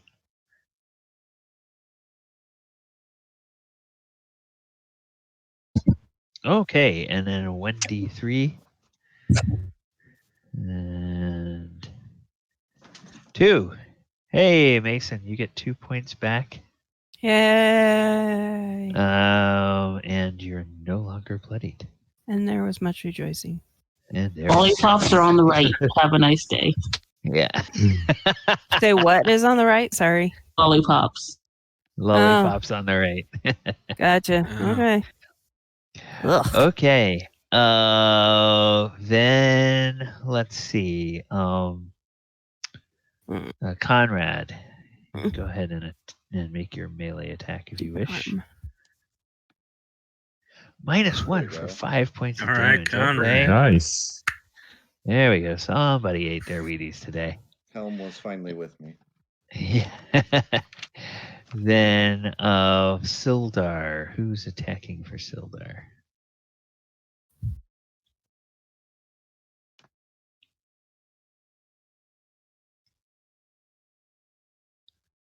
Bueller. Okay, I'll go ahead and do it. Armor class 8. That's exactly what he needs for 3 points of damage. Theolis. Let's go. 15. That's not gonna do it. And Sermos. Oh, hopefully I can knock this bitch down. Oh, yes, finally. Okay, Sermos. That's definitely a hit, and 4 is exactly how many hit points she had left. So, how do you kill this zombie? I just bring my hammer just straight down from above my head and just smash the crap out of her. You want to bring the hammer? It's hammer time. It's hammer time. And the battle We ends. come full circle again. Yes, we come full circle. All right. Okay. Well, great. The enemies are down, and I need to calculate treasure, and so that sounds like it's a good time for a break. I have 40 after the hour, so let's go ahead and take 10 minutes, and we'll come back at 10 till the top of the hour, and we will resume the session. Okay. And Cool. I'm going to put the music back on and put the slate up. And for those of you who are with us in the chat, thank you for joining us. Thanks, this evening. guys. Do.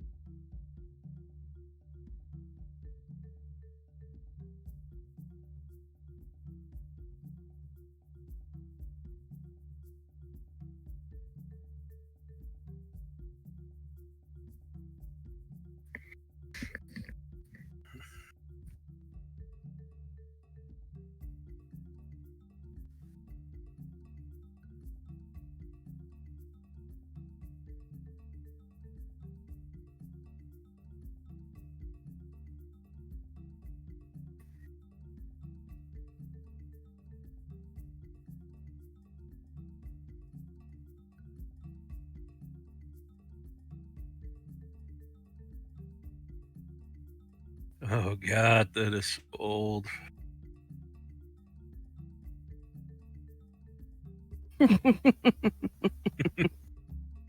Jesus.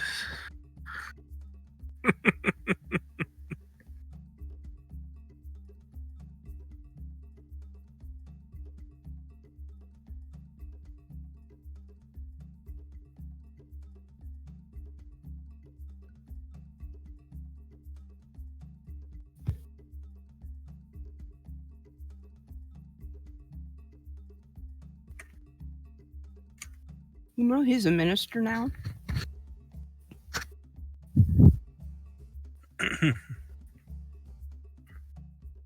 Who? Hmm? You said somebody's a minister now? Yeah, the guy that sang Hammer Time. He is Oh, now. MC Hammer? Mhm. He is a minister now.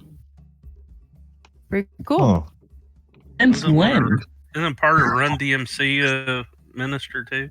Mm-hmm. No, the guy from who's been a minister for some years now, if I'm not mistaken.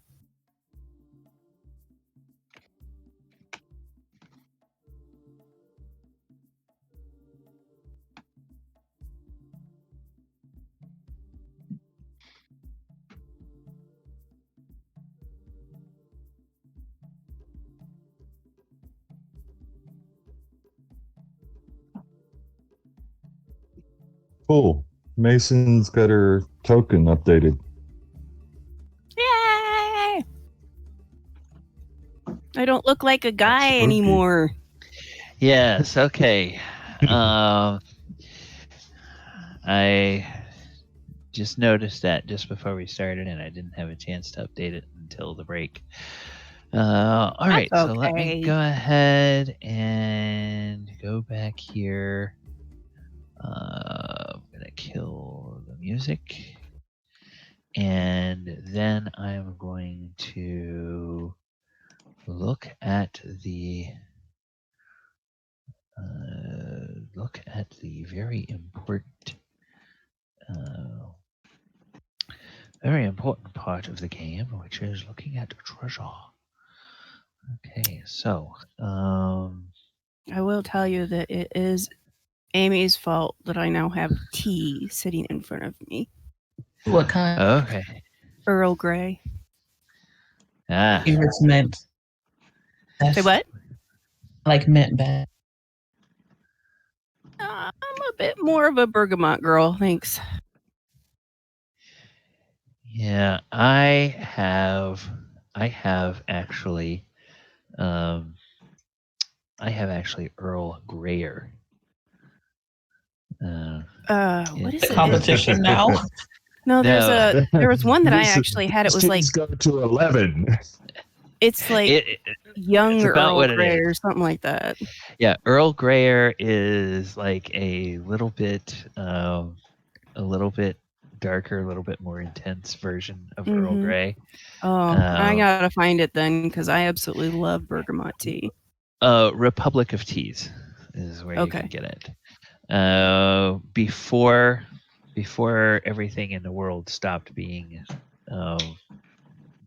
life as we know it, my local Panera had had a selection of the Republic of Teas, and this Earl Greyer was one of them. And then they quit they quit having it for a while, and I said, okay, I remember Republic of Teas, so I went online and I found it, and so I've just ordered my own now ever since. It was like through Amazon, or you got to go through the Republic of Teas? You have to order it through the Republic of Teas website, but they do drop ship, and they can either send it to you loose leaf if you're into that, or they can send you the little pouches that you just drop into your teacup or Yeah. drop into your little strainer. That's cool. So yeah. So We sell I found it on Oliver and Amazon. Pluff. We sell Oliver and Pluff Company teas at the fort. They're historic teas. Oh, okay. So yeah, we've got right now we've got oolong and Darjeeling, and of all things we've got what was the one? You can get Earl gunpowder. Grey or Republic Gunpowder of tea. Teas. It's called You gunpowder. can get that on so- Amazon. Yeah, I What? just found it. Oh, okay. There's even a vanilla. Ooh. Earl Grey or vanilla. Now there's we're getting way off topic, but that's fine. Okay, sorry. No, Very it's on fine. topic. It's off topic from the game, but it's perfect because this is what happens around a D&D table. For those of you who have only watched D&D online and have never experienced it around a table, this is what happens in a real D&D session: is that the game devolves into talking about things that everybody shares an interest in. This happens often to me. I don't understand. So the Sunday after our game, there is another game that I always tune in for that's run by the Frog Pants people. Frog Pants. Called There Will Be Dungeons. And they actually have a company somewhere out in Montana that has made a full line of There Will Be Dungeons flavored teas. Oh, wow. And so I have some of those, and that company will only sell loose leaf teas. So Yes. I have had to go and get, like buy in the supermarket those little Strainers. Tea well, strainers. The T-bell. yeah, it's actually like a tea bag. Yeah. So put that in, and then I have the tea strainer and the teacup. So I have to make that when I use that. So they have all kinds of different teas there. I forget what the name. Didn't realize Frog Pants was so popular. Yeah, I mean, Scott has been around for years. He all he does, he makes his living doing podcasts and streams and everything. So he's been doing that since 2000 and probably 2002, 2003. He was one of the early adopters. Not quite the grandfather of podcasting that Adam Curry was, but he was close. He wasn't very far behind. He already had a big following when World of Warcraft launched, and his show The Instance became kind of the flagship of Frog Pants, and Gotcha. that's all about World of Warcraft, and now it's evolved into being all about all kinds of Blizzard games. Gotcha. Okay. All right, so All right. Next. back to the zombie house.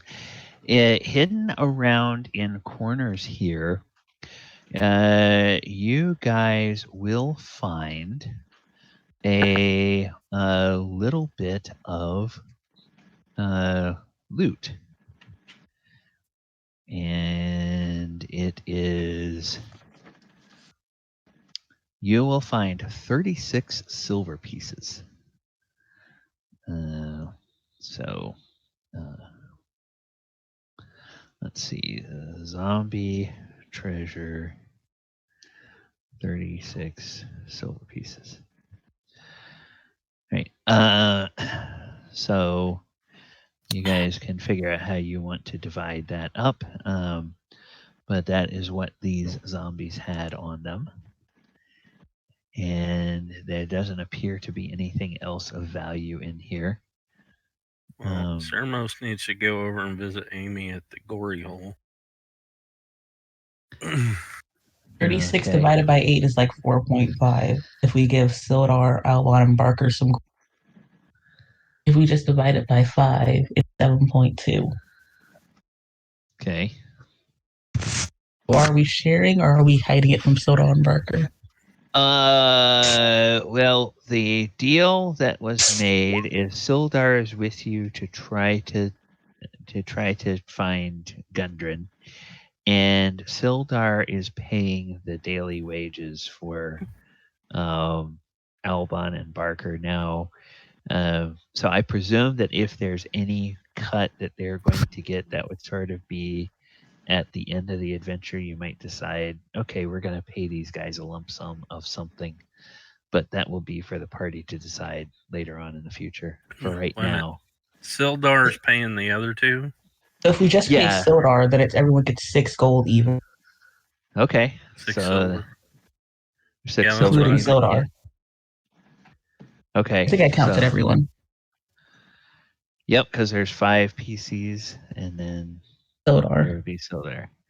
All right, so I'll just go ahead and I will go to his sheet, and I will give him 6 silver pieces.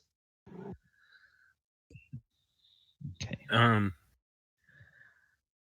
Amy, can you give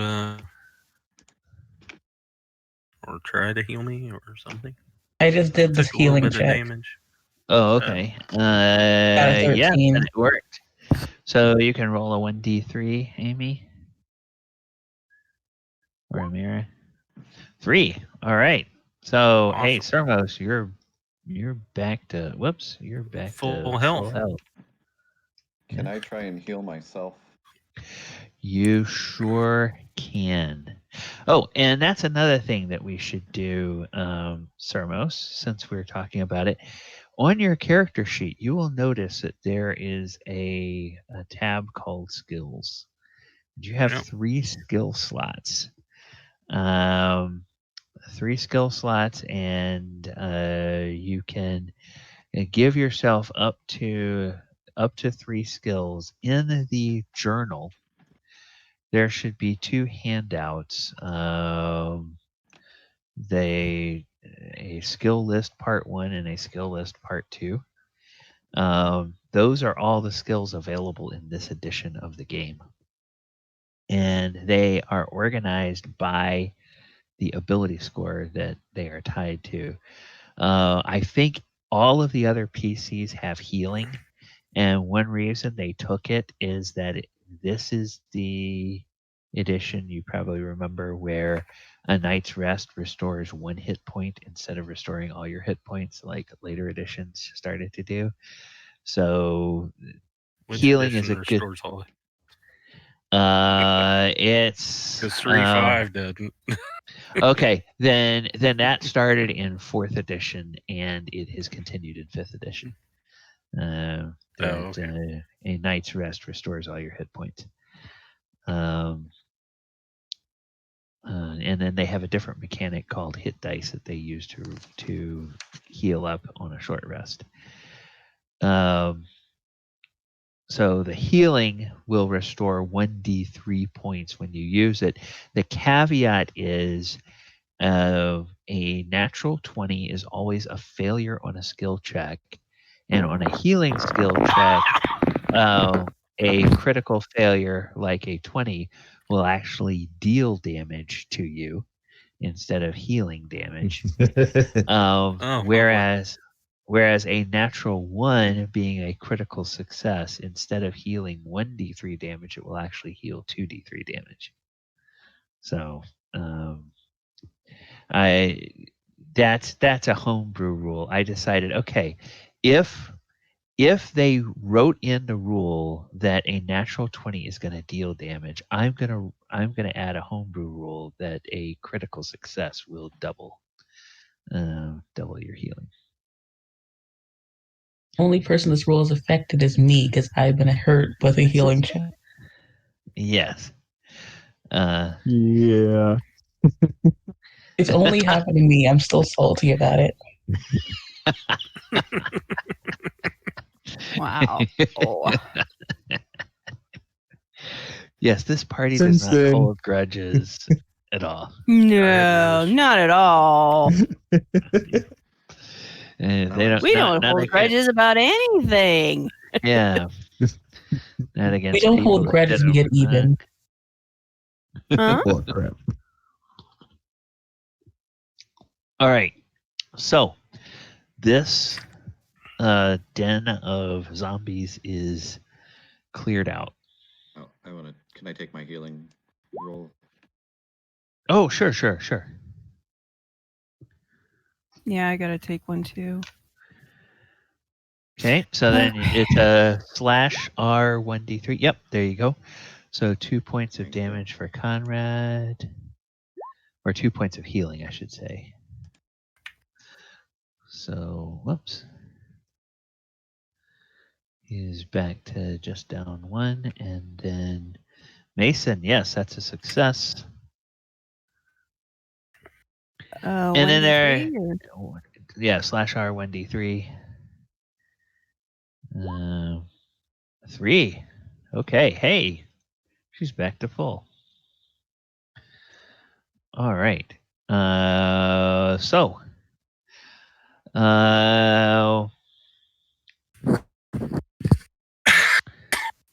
yeah. What are we gonna do with the remains of these zombies? Burn them. Okay. Say, take them Feed 'em to the outside. kobolds. We can do them to the dragon. I don't know if the dragon will want dead things already, though. Who would want No. dead? Blech. The You think you're kobolds, right? poisoning him? You eat birds, They'll eat don't you? anything. Well, not You're more Well- weird. eat anything.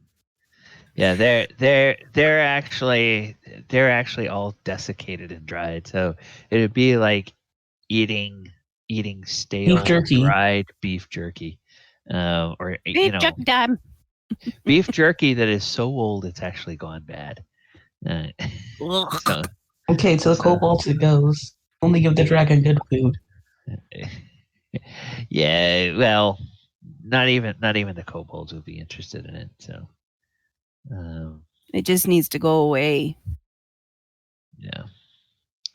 So they will, you burn it, and the remains are dealt with. Okay. So where to next?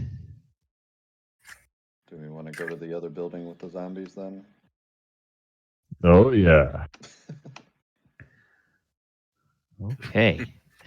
That will require going past the building with the dragon, where Oh, crap. well, it knows that you are around, and it hasn't seemed to be bothered with you unless people have gone and harassed it. That's the only time it has gotten annoyed, is when it has been harassed. No one's harassed the dragon.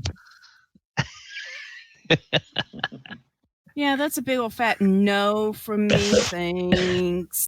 If we have to go near the dragon, I'll go. So if anyone gets hurt, it's me. But no one's harassed the dragon. Harass the No. dragon. We want to harass the dragon. I'm not. No, we playing. don't. No, we don't. This isn't a fire-breathing dragon. This is a chlorine gas-breathing dragon. This Yeah. is It's a friend. pain on It's a pain. friend.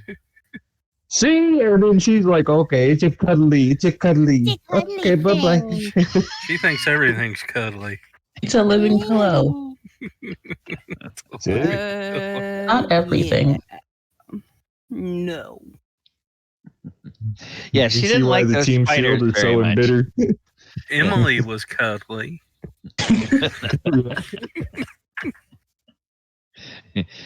Yeah, Oh, she, dear. she she didn't like the spiders very much, and that is spiders, rude humanoids, and things that attack her are just about the only thing that Amy finds not cuddly. For now. She does the opposite of most players. Most players, it's kill the monsters, help the people. For her, it's kill the people, help the monsters. Pretty much. It is. It's insanity. Well, it certainly makes for an interesting way for this adventure to play out. That's for sure. And I let the children live. So Yep. We Let haven't the attacked any children. children. Haven't attacked any children yet. So. What? Oi. All right. So, you guys remember which house had the other zombies in it? door kicking time. Nope. It was the one where but north of the statue where the well is, Yep. the star on the map, the one north of that. Yep. It was this house over here. So, Okay. yeah, so you guys can either just cut straight east across the village or go around by the road.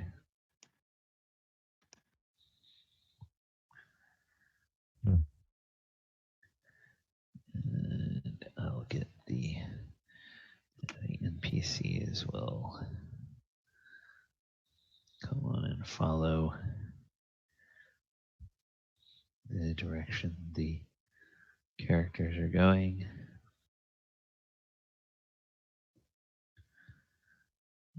And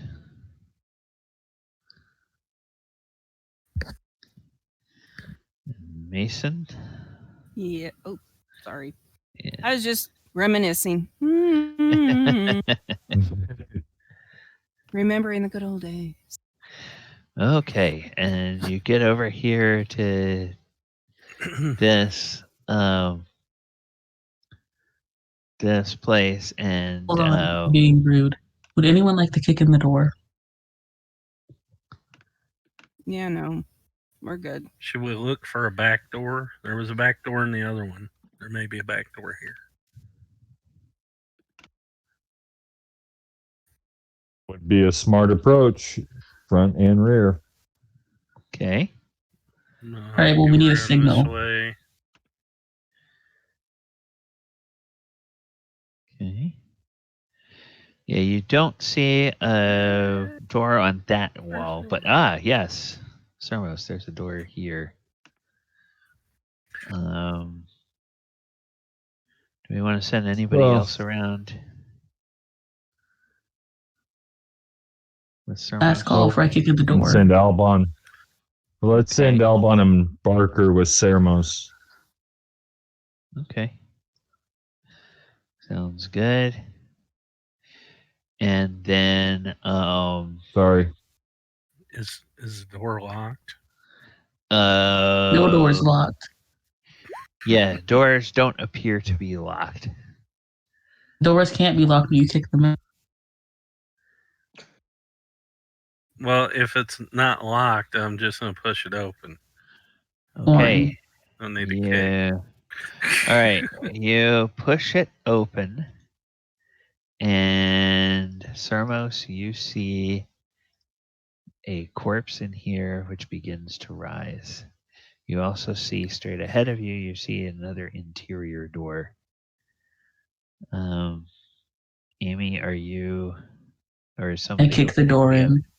Okay, you kick the door in, and you see a corpse there and a second corpse there, which begin to rise. The interior, you guys see a door here, and you see a door here. And you hear Sermos go, ugh, ah, from the back door.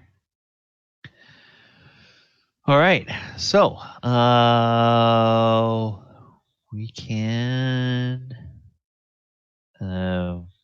actually, yeah, I'm gonna go ahead and just put one of you guys on Theolis. I'm just gonna put a turn on for you.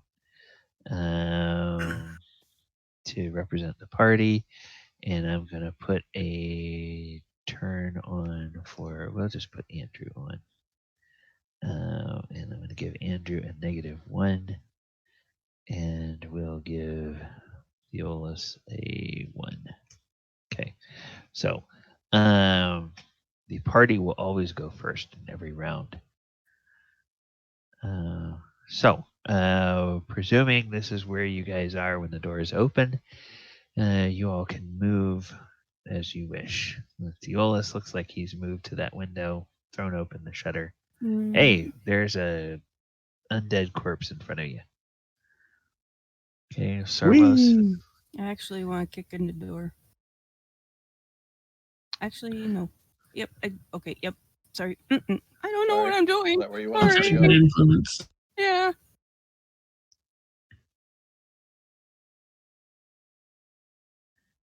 Okay. Where do we want Sildar in Sildar? there.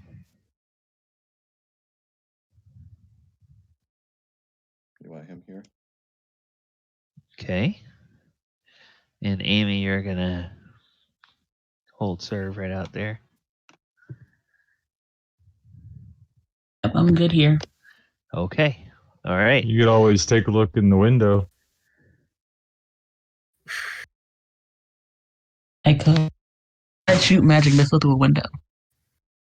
You can. Yeah, if you open the shutter, you could shoot magic missile through a window. Yeah, I'm over here. Window, scary way. Okay, so you open the window then? Mhm. Okay, when you open the window, you see 2 corpses that begin to stand up. And hey, there's nobody in that room, but there's a door over there. They seem to react to the window being opened. I'll react to Okay. All right.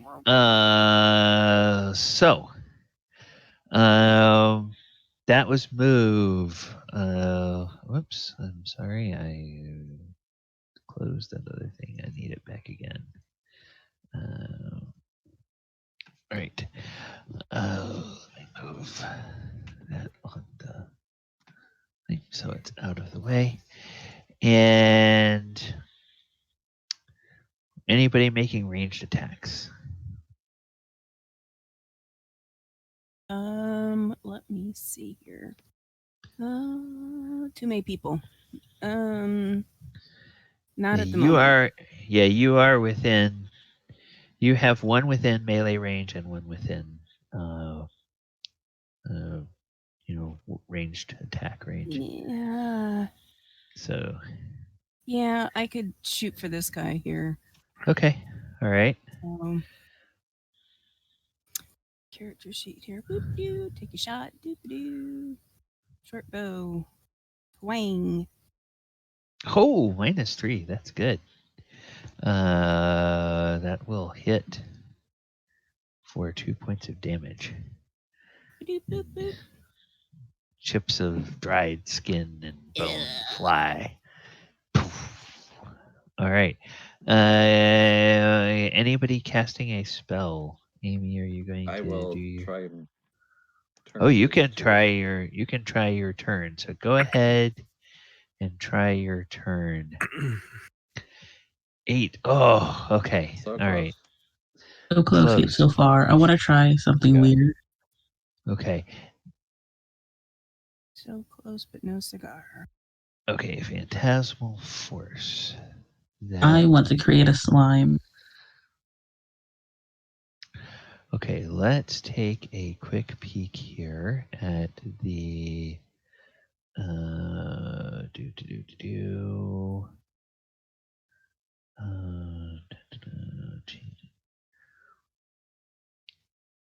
okay. Zombies are mindless undead humans. They can be turned by clerics but are not affected by sleep or charm spells. So now what is the... Let's take a look at the explanation for the spell. It's Phantasmal Force. Was that it? Let's just make Mhm. sure what that... what that does. We should name it.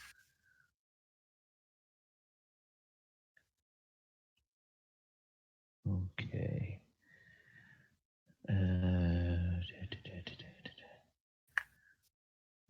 Phantasmal force creates or changes appearance of everything within the area affected. Spellcaster can create the illusion of something he or she has seen. So you definitely have seen a slime. If spellcaster does not use this spell to attack, illusion will disappear when it will appear in every way to be the monster in question. However, the monster's AC 9 and disappear when hit. Okay, so yes, now you're using it to create a monster. So where would you like the slime to appear to be? Ping the square where you want it to be. Okay, so it'll be there. Let me do slime.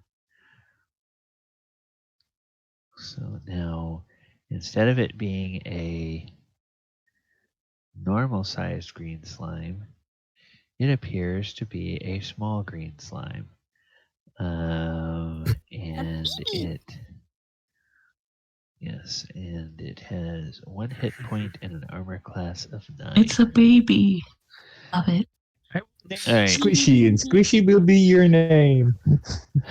Okay, so I will name him George. so Amy, you open the thing, you point beepity boppity boop for all the world. Everybody in that room thinks they see a slime. Conrad, unlike the last time, since there are closed doors between you, the only turn check that you have done so far affects this one and this one. So if you go through this door, there's this one that you can try to turn. And in this room, there are these 2 that you can try to turn if you get to them before they get destroyed. So, probably in that back room to the north, probably less likely you'll get to that one because there are 3 people that are going to try to attack it. All right, so that was the spells. Now we come to the melee portion. Let's go left to right. Theolis, you get to do the honors this time because you're attacking through the window. Okay, AC 12. That's gonna miss. Sildar, who's going to attack for Sildar?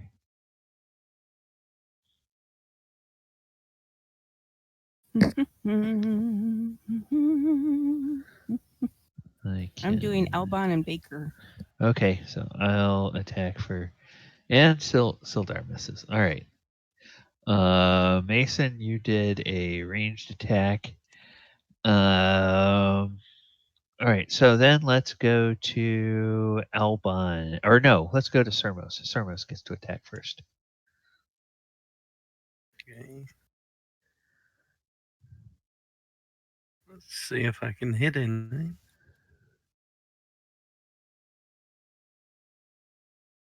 Armor class 5 for 3 damage.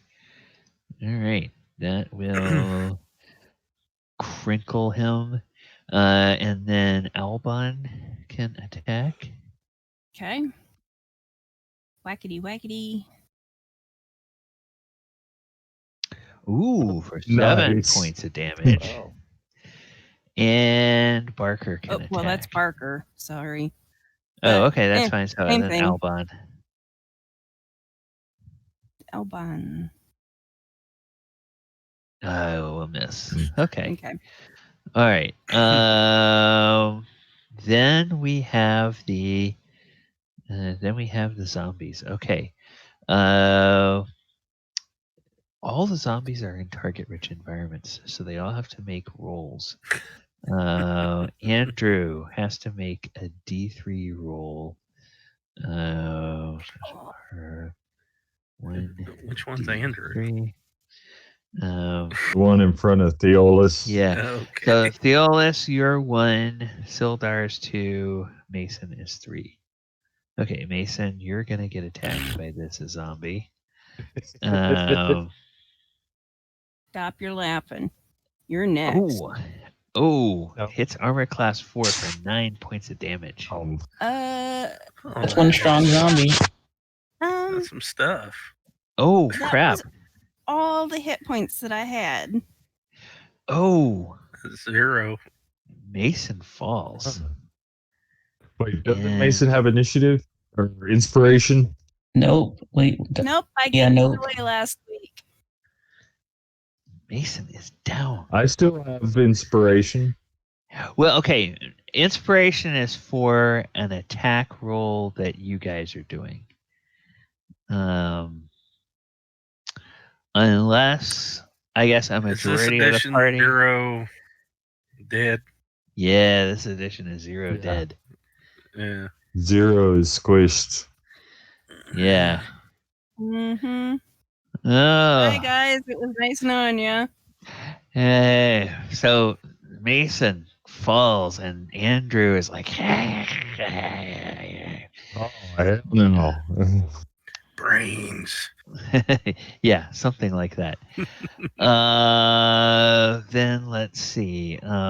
Kara, back here in the back room, she's got Why do I always get the chick? 2, so that would be that's going to be Barker gets attacked by Kara. Armor class 0 for 2 points of damage against Barker. All right, and then let's see. Joe. Oh crap! Well, they should have moved, but they didn't move. So then these guys in here, Dina and Nadia, they each have to make her or D2. Okay, so Dina is going to try to hit the slime.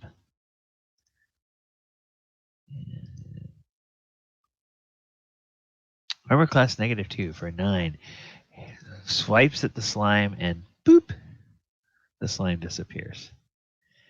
And then Nadia looks at the slime. Well, there was something there, but Nadia didn't move, so Nadia doesn't have anything to attack.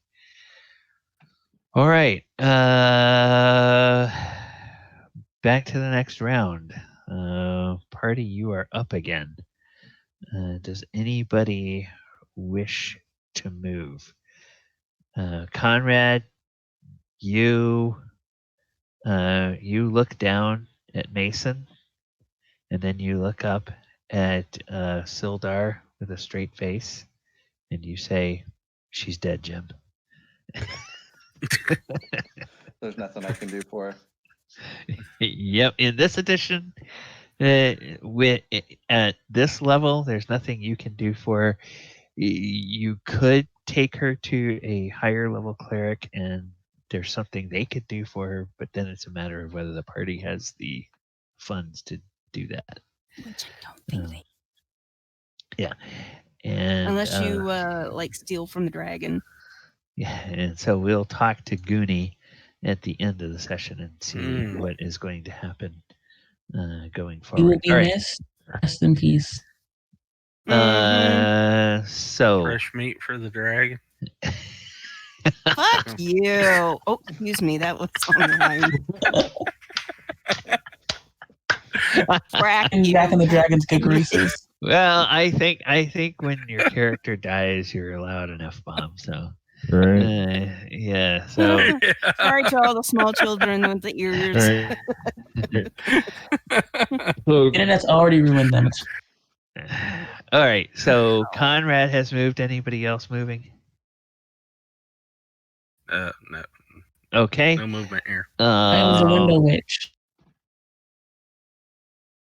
Yeah. Okay. So you're gonna stay at the window, or did you want to move away from the window now that there are? I am the window witch. I will never leave until they're Okay. dead. Okay.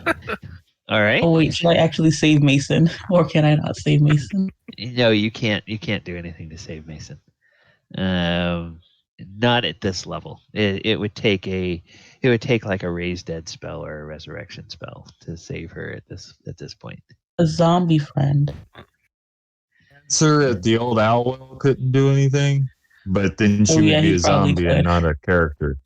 Right, Yeah. because that guy's a necromancer. Right. Yeah. Yeah. Mm. At least we're trying, Gooney. Oh, that's guys. It's fine. I Well, understand. And I that. think on Raised Dead, there's only a certain amount of time per level of the character Yeah, to get them yeah. too. Yeah. So I don't remember in this edition whether it's a day per level or whatever. So Yeah, we're good. Don't worry Do we about get it. Gooney's money, or do we like split it evenly or something? Hey, I see how it is. I Loot the see how it dead. is. Come on. I booby trapped all of my pockets, so you know. Okay, so any spells, Amy? Or I guess you're probably out at this point. Or I'm do you want not, another but spell? like, how's my slime doing? Can it eat anyone yet? No, it Your slime is was gone. it's gone because it Oh, got my hit. child died. I didn't even notice. Yeah, it only got 1 hit point, and so it's gone. Okay, so magic missile, and which one are you trying to hit? The one right in front of you? The one who killed my slime. I must Okay. get revenge. That was Dina. So you can shoot at Dina, and so 1d6 plus 1. Yes, exactly what I was hoping Max for. damage. All right, so that will bloody it with the magic missile. Okay, and now for melee. So Theolis, you can go attack Andrew. Yep, that's gonna miss. Sildar. Sildar will attack 5 for 7 points of damage. And looks over at Mason's corpse and says, "We will avenge you." Mason's like, And- don't worry about it. Just don't feed me to the dragon. and then Nobody's Albon, feeding Mason to the dragon. Albon will get to attack.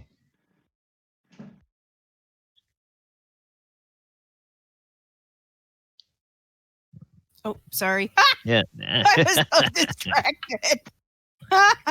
Okay, here we go. Woo. Hey, for 3 points of damage. Hey, how does Albon kill this one?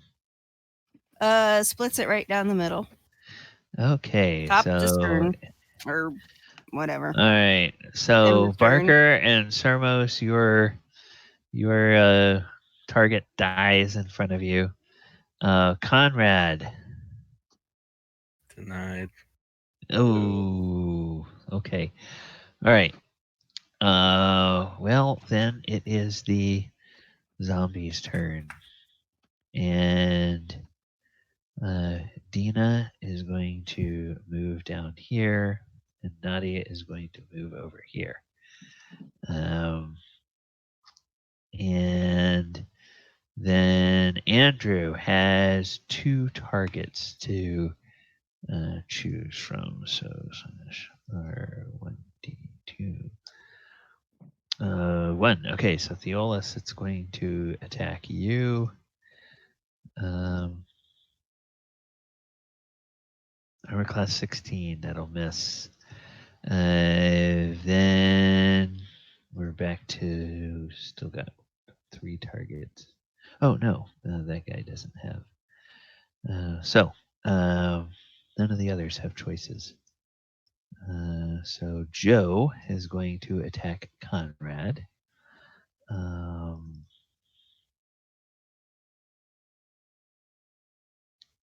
Ooh, it's an AC -1 for 5 points of damage. So the cleric is bloodied again. And then Dina will attack Amy. Armor class 12, that'll miss. And then Nadia will attack Amy. Armor class 6. That hit. Oh, for 8 points of damage. Oh, Ina and Nadia, they are on my hit list. I am going to. okay. And now the Empress is bloodied. Okay, so we're back to the party. Who would like to move? Um,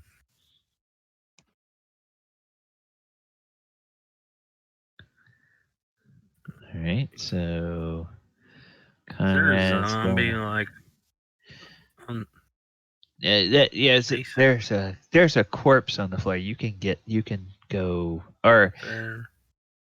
yeah, you I'm gonna can. move back 5 feet. That's a zombie there.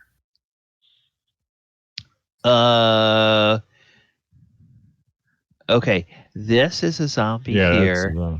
Yeah. Yeah. Brains is coming out. Yeah. All right. So then your party members are coming out. There's a door here, and Amy has not yet cried out or anything, so I don't know that anybody realizes that she's in any distress, but she is moving away from the building. So that's movement. I don't think we have Just any. wanted to give her a kiss. Yeah. I am plotting my revenge.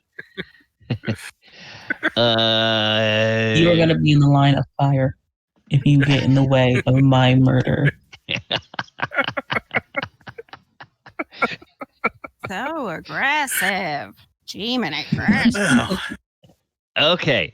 Then we can go on to I think melee attacks, because I don't think there's any spell attacks and no ranged weapons. So Well, I have range because I have my okay. sling. Okay. So you have sling, so you want to attack Dina at the window Mhm. with your sling. Okay. Do that. Armor class 1 for 4 points of damage. So boom. That's a hit. So you leave her even more bloodied. Why won't you just Theolis. die again? Yeah, just wanted they're a a kiss. little, Give us a kiss. they're a little tough. Ooh, Theolis for 9 points of damage. How would you like to kill this zombie? Oh, I just go smashing through its chest. After Okay. what it did to Mason, I just want it crushed. Okay, you destroy it. All right. So that means that Silvar's target is gone. Sorry. Go ahead. Let's say, can I heal myself when it gets to me? Sure. You can go ahead and make a heal check.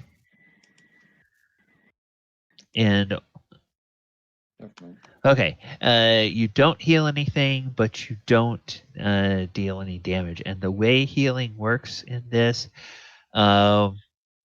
these wounds, you cannot try to heal these wounds on yourself until the next day. Other people can try to heal them, but you can only try once per day on any one set of wounds on any one person. Okay. All right, now, Albon can attack Joe up there. Zombie Joe. Okay. Elbon needs to go whackety whackety. Whackety crackety. That's just going to miss. Bounces off the zombie's tough Okay. hide. Sermos, you can What attack. about Barker? Yeah, we'll get to Barker in a moment. Okay. Sermos, you can attack. Sermos is swinging his hammer and Oh, yes. Nice. For 3 points of damage. All right, and now Barker can attack. Hey, Barker. come on, Bob. 3 for 6 points of damage. All right. Really, Bob? And that is, yep, that bloodies that particular zombie. All right. Then it's the zombie's turn. And Joe has a decision to make. Hey, Joe, where are you going with that claw in your hand? And Joe he's again. going after Albon is where he's going. So he's going to Not attack Albon. AC 4. Will that hit Albon? That will hit Albon for 5 points of damage. All right. Okay, and Albon is bloodied. And then Dina and Nadia cannot reach a target because they can't not figure out how to get through windows. They've got an intelligence of 1. They're kind of too dumb to figure out how to crawl through a window. And they're also too dumb to realize, hey, there's a door on the other side of the room. They could get out and walk around. It's like they see a target, they just move towards it until something blocks their path. Yeah, exactly. All right, so we're back to the party. I know we're running a little bit over, but we'll just finish up this fight and call it a night. So, anybody want to move? Amy, do you want to move somewhere, or you gonna hang out there? I'm gonna hang out here, ready to kill these two.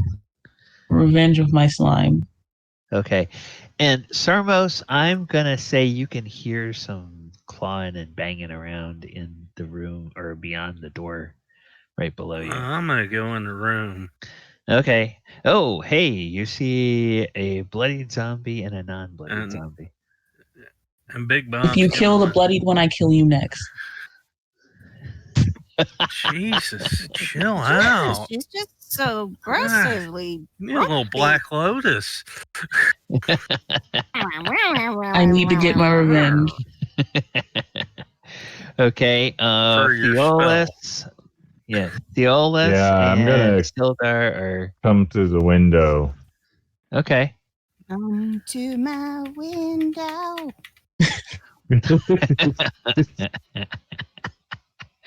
All right. So now, Amy, you can make your ranged attack, which you'll get a chance to do before anybody else can do. And that's gonna miss. All right. Then, Conrad, I think you are next, left to right, so you can either make a melee attack or try to make a heal check, whatever you wish to do. I'm not around anybody to heal, so I can't heal myself. So Okay, all right. Then Theolis, I guess we're to you. That'll miss. Okay, Sildar will try to hit Joe here. Oh, all right. And Joe. Down goes Joe. Down goes Joe. Hey, Should have had a gun in Joe, his what do you hand. Yeah. I should have called him Frazier. Down goes Frazier. All right. So Albon doesn't have anybody to attack. But now Boo-hoo. Barker has 2 choices. So is Barker going to Take try the to hit bloodied one.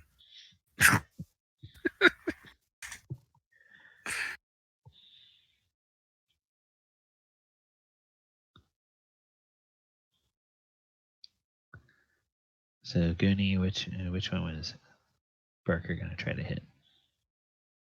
Decisions. I will bring you back from the grave just to fight you again. So Albon. Actually, if you were high enough level, you could Oh, incarnator. there he is. I was trying to find him. I'm like, what's up? Where'd he go? Okay. So I guess can't always see. Oh, there's one.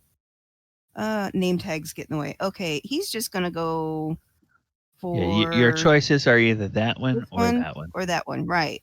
Yeah. So I think I'm just gonna go for the bloodied one first. So Barker, waggity waggity. Gooney. What?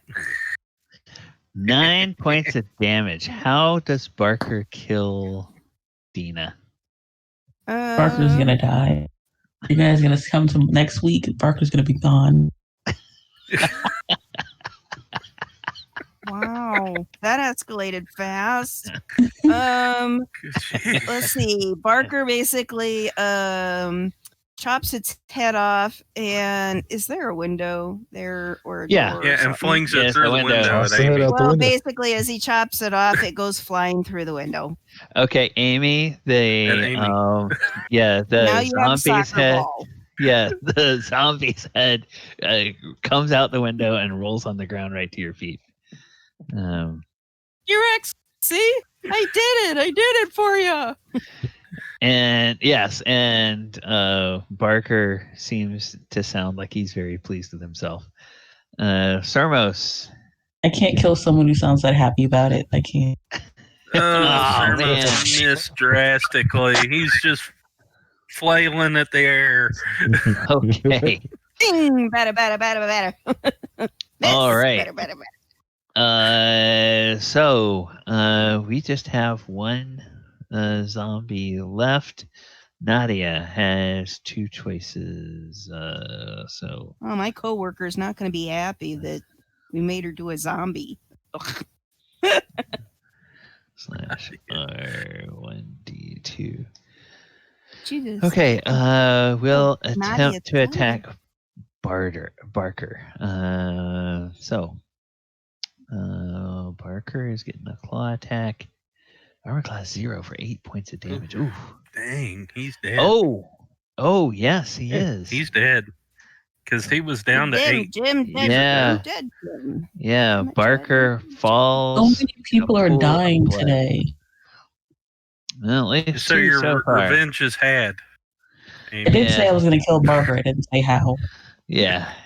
The zombies were all me. I controlled them. Wow. Apparently, I just don't need to control these anymore. Wow.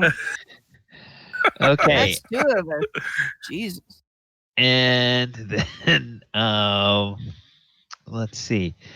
Party is Could back use up. some help so, in here. Yeah, so there's only one zombie left, and it's in this room. And Sermos is like, "Oh, Barker's down! Help!"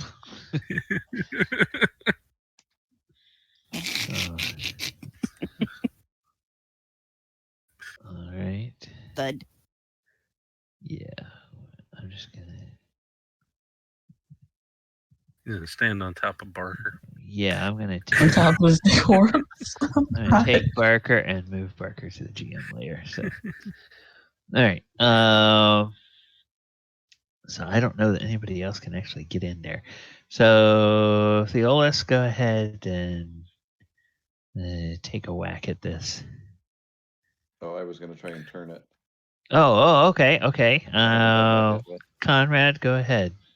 Try to turn. If you turn it, I will kill it. I just want you to know. Oh, It's not quite. so freaking violent. Okay. I need to kill something because I'm mad. Okay. Theolis, you can make your attack against this zombie. Okay. -1 for 12 at points. I think that's you. better than the first one. Wow. Right. That bloodies, and big chunks fly off of this fly off of this zombie. There's not going to be much left of it. Albon can, or actually no. Let's go Sermos. Let's let the PCs see if they can get rid of. Am I bloody? Look at that. fool. Yeah. Okay. Yeah, you are bloodied. I forgot for a second. Okay, and that will actually do it. So Sermos, how do you kill this zombie? I bring my hammer just straight up between its legs and smash from up. Okay. Death from below. Death from below. Okay. Now it's wearing high waters. All right. So, let's figure out the gold. Okay, or the treasure. Okay, you guys get 65 silver pieces from these. Damn. How many do we get from like taking all the gold off me? Okay, that is a question now, Gooney, for you. The way I decided I would do that in this particular game is that since these characters are all pre-gens, you will be able to apply the experience that Mason gained tonight, and that Mason has accumulated previously towards the next character. So you just automatically level up that next character, and you can either choose to go with another thief, or you can choose any other class that you would like to play. Okay. And we can you can think about that during the week. Let me know, and I Yeah. can get that assigned to you. So you will be back in the game next week with a new character. A vendetta against me, apparently, with the way you're laughing. Oh well, I'm gonna say that pre-gen, it's unlikely unless Gooney had an idea that Mason had a family, that one of them might be an adventurer that went out looking for him. No. and I'll ran probably Mason's come up long with lost half sister. I'll probably come up with something. So, or not come up with something. I'll just do another pre-gen or something. So we're good. Okay. Rinse and All repeat. right. And then we'll figure out what the party wants to do with Albon. That has fallen. It's Barker that fell. Barker. That fell. Okay. And we'll see what He's happens. gonna say my idea is violent. I'm not gonna say it, but you guys are all thinking it, aren't you? What? Well, from what you Feed said, Barker to the dragon. Yes. that's exactly what what she No. was thinking. Yeah. Feed So I Barker. suppose you're gonna No. feed Mason of the dragon too, huh? Yeah. Fuck you. You all burn in hell. Okay. No, I will. No. I'm You deserve a burying proper Mason. burial. We were friends. We will give You're you a what? proper burial. What I So what you're I just will using say. dirt over. Dragon son.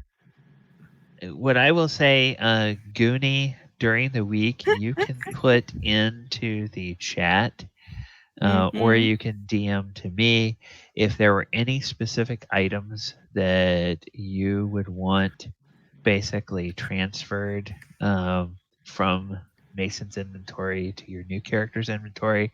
We will say that the party just collected that stuff, and then somehow you got it when you joined them. So, Okay. I'll just put it that way. I'll have to look over my character.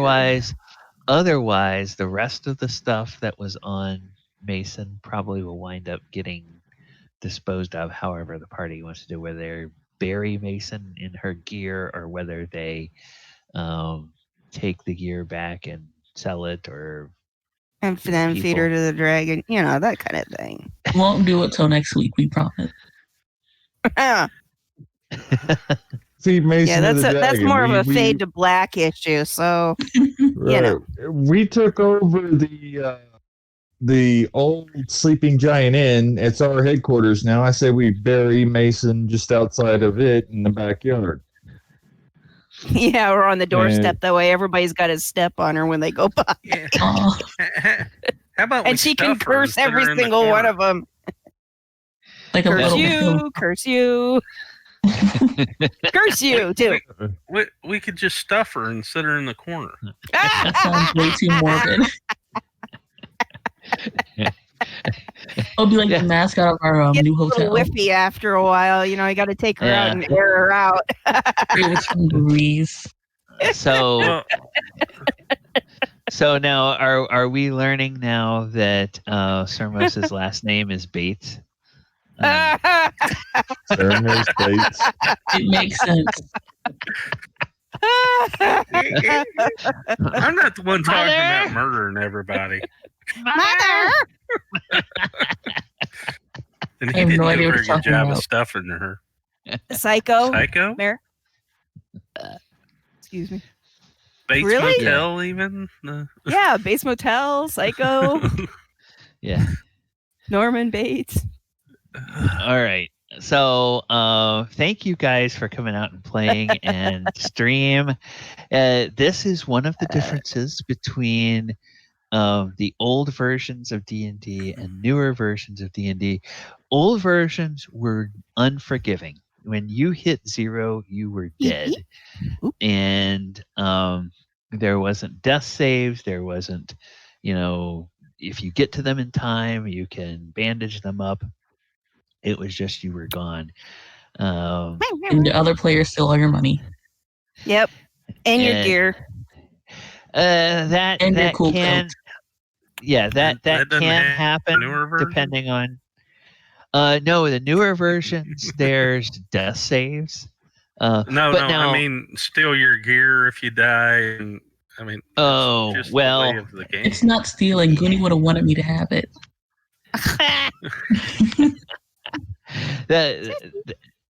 I guess that all kind of depends on how the DM runs the game. How that goes. Whether it's just sort of a free for all for the gear. I usually like to say, okay, if there's something special, I'd try to let the player somehow inherit that for their next character. But otherwise, the other gear is either left on the character and buried with them, or the party decides what to do with it. So, all right, everybody, we will be back 7:30 next Saturday, 7:30 Okay. Eastern time. That is for another session. Not in 2 weeks. No, this game is every week. I thought it was every Yeah. other week. No, it's Uh-oh. every week. Yeah. That's bad. So yeah, this game is every week at 7:30, and the let's see, we will see you guys and stream. We will see you now, players. Any of you running anything on streams or involved in other streams that you would like the chat to know about between now and next Saturday? I am running a basic fantasy game that I only have 2 players for right now. I could use players. Oh, okay. And what day It's- and time does that? Well, it's either Sundays or Mondays. I think we are trying for tomorrow at 3:00. Okay. And I'd offer to Um, play with you, but I am in another one of Mr. GM's games in the afternoon on Sunday. Yeah, I'm just taking them through an old basic module, actually. Okay. The Lost City. Lost City. Okay. And I have a conflict next week because I thought this was every other week. And okay. my other group meets every other week. So if you don't mind me missing every other session, that's fine. I can just roleplay his character on the off weeks. Who's that? You might not come back to a character.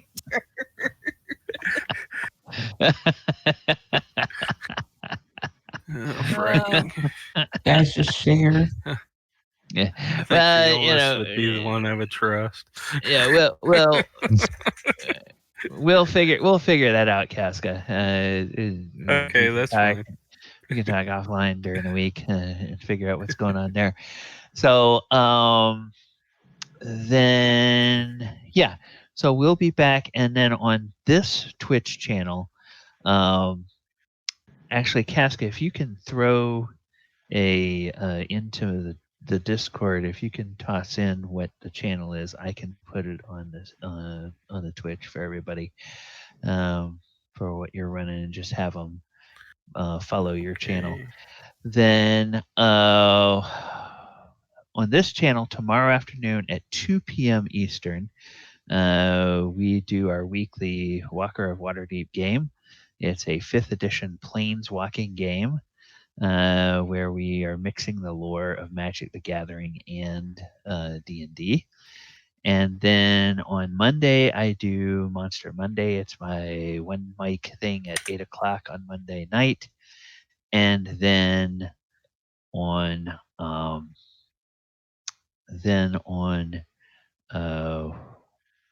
Thursday, we have our Sword Coast Chronicles game, which is sort of a love letter to the published campaigns from 5th edition. So we have run through part of the storyline of Tyranny of Dragons and part of the storyline of Princes of the Apocalypse, and we are now into part of the storyline of the Out of the Abyss campaign, and there are more to come. These characters are seeing all this chaos going on and trying to figure out what's behind it all. And then Saturday, we are here for this game. So I'll go ahead and put this information in the... okay. So that's a Discord that you guys have. All right. So I'll go ahead and share that with the other folks on my Discord. And is that a public Discord, or is that for players that you have? It's for my players. Oh, okay. Well, then yeah. I won't If anybody share it. wants to join, just get Okay. with me. I'd be more than happy to have Okay. new players because I run people. Okay. I started out with 4 and now I'm down to 2. And Yeah, that's the way Roll20 works. that's just Roll20. Like I say, if you have the game on a Monday or something, I could join. But Yeah. yeah, it's he's like, usually no. Mm-mm. well, usually Mondays is my daughter has ballet, so I would be. Yeah, it's family. Mondays, Tuesdays, and these are like ballet nights for me. Yeah. Yeah. It's daddy duty night. Yeah. He's like, yeah. All right. Well, chat, thank you guys for hanging out. We will talk to you. Later. And thank you for being with us. And players, thank you guys for coming and hanging out tonight. And good night, chat.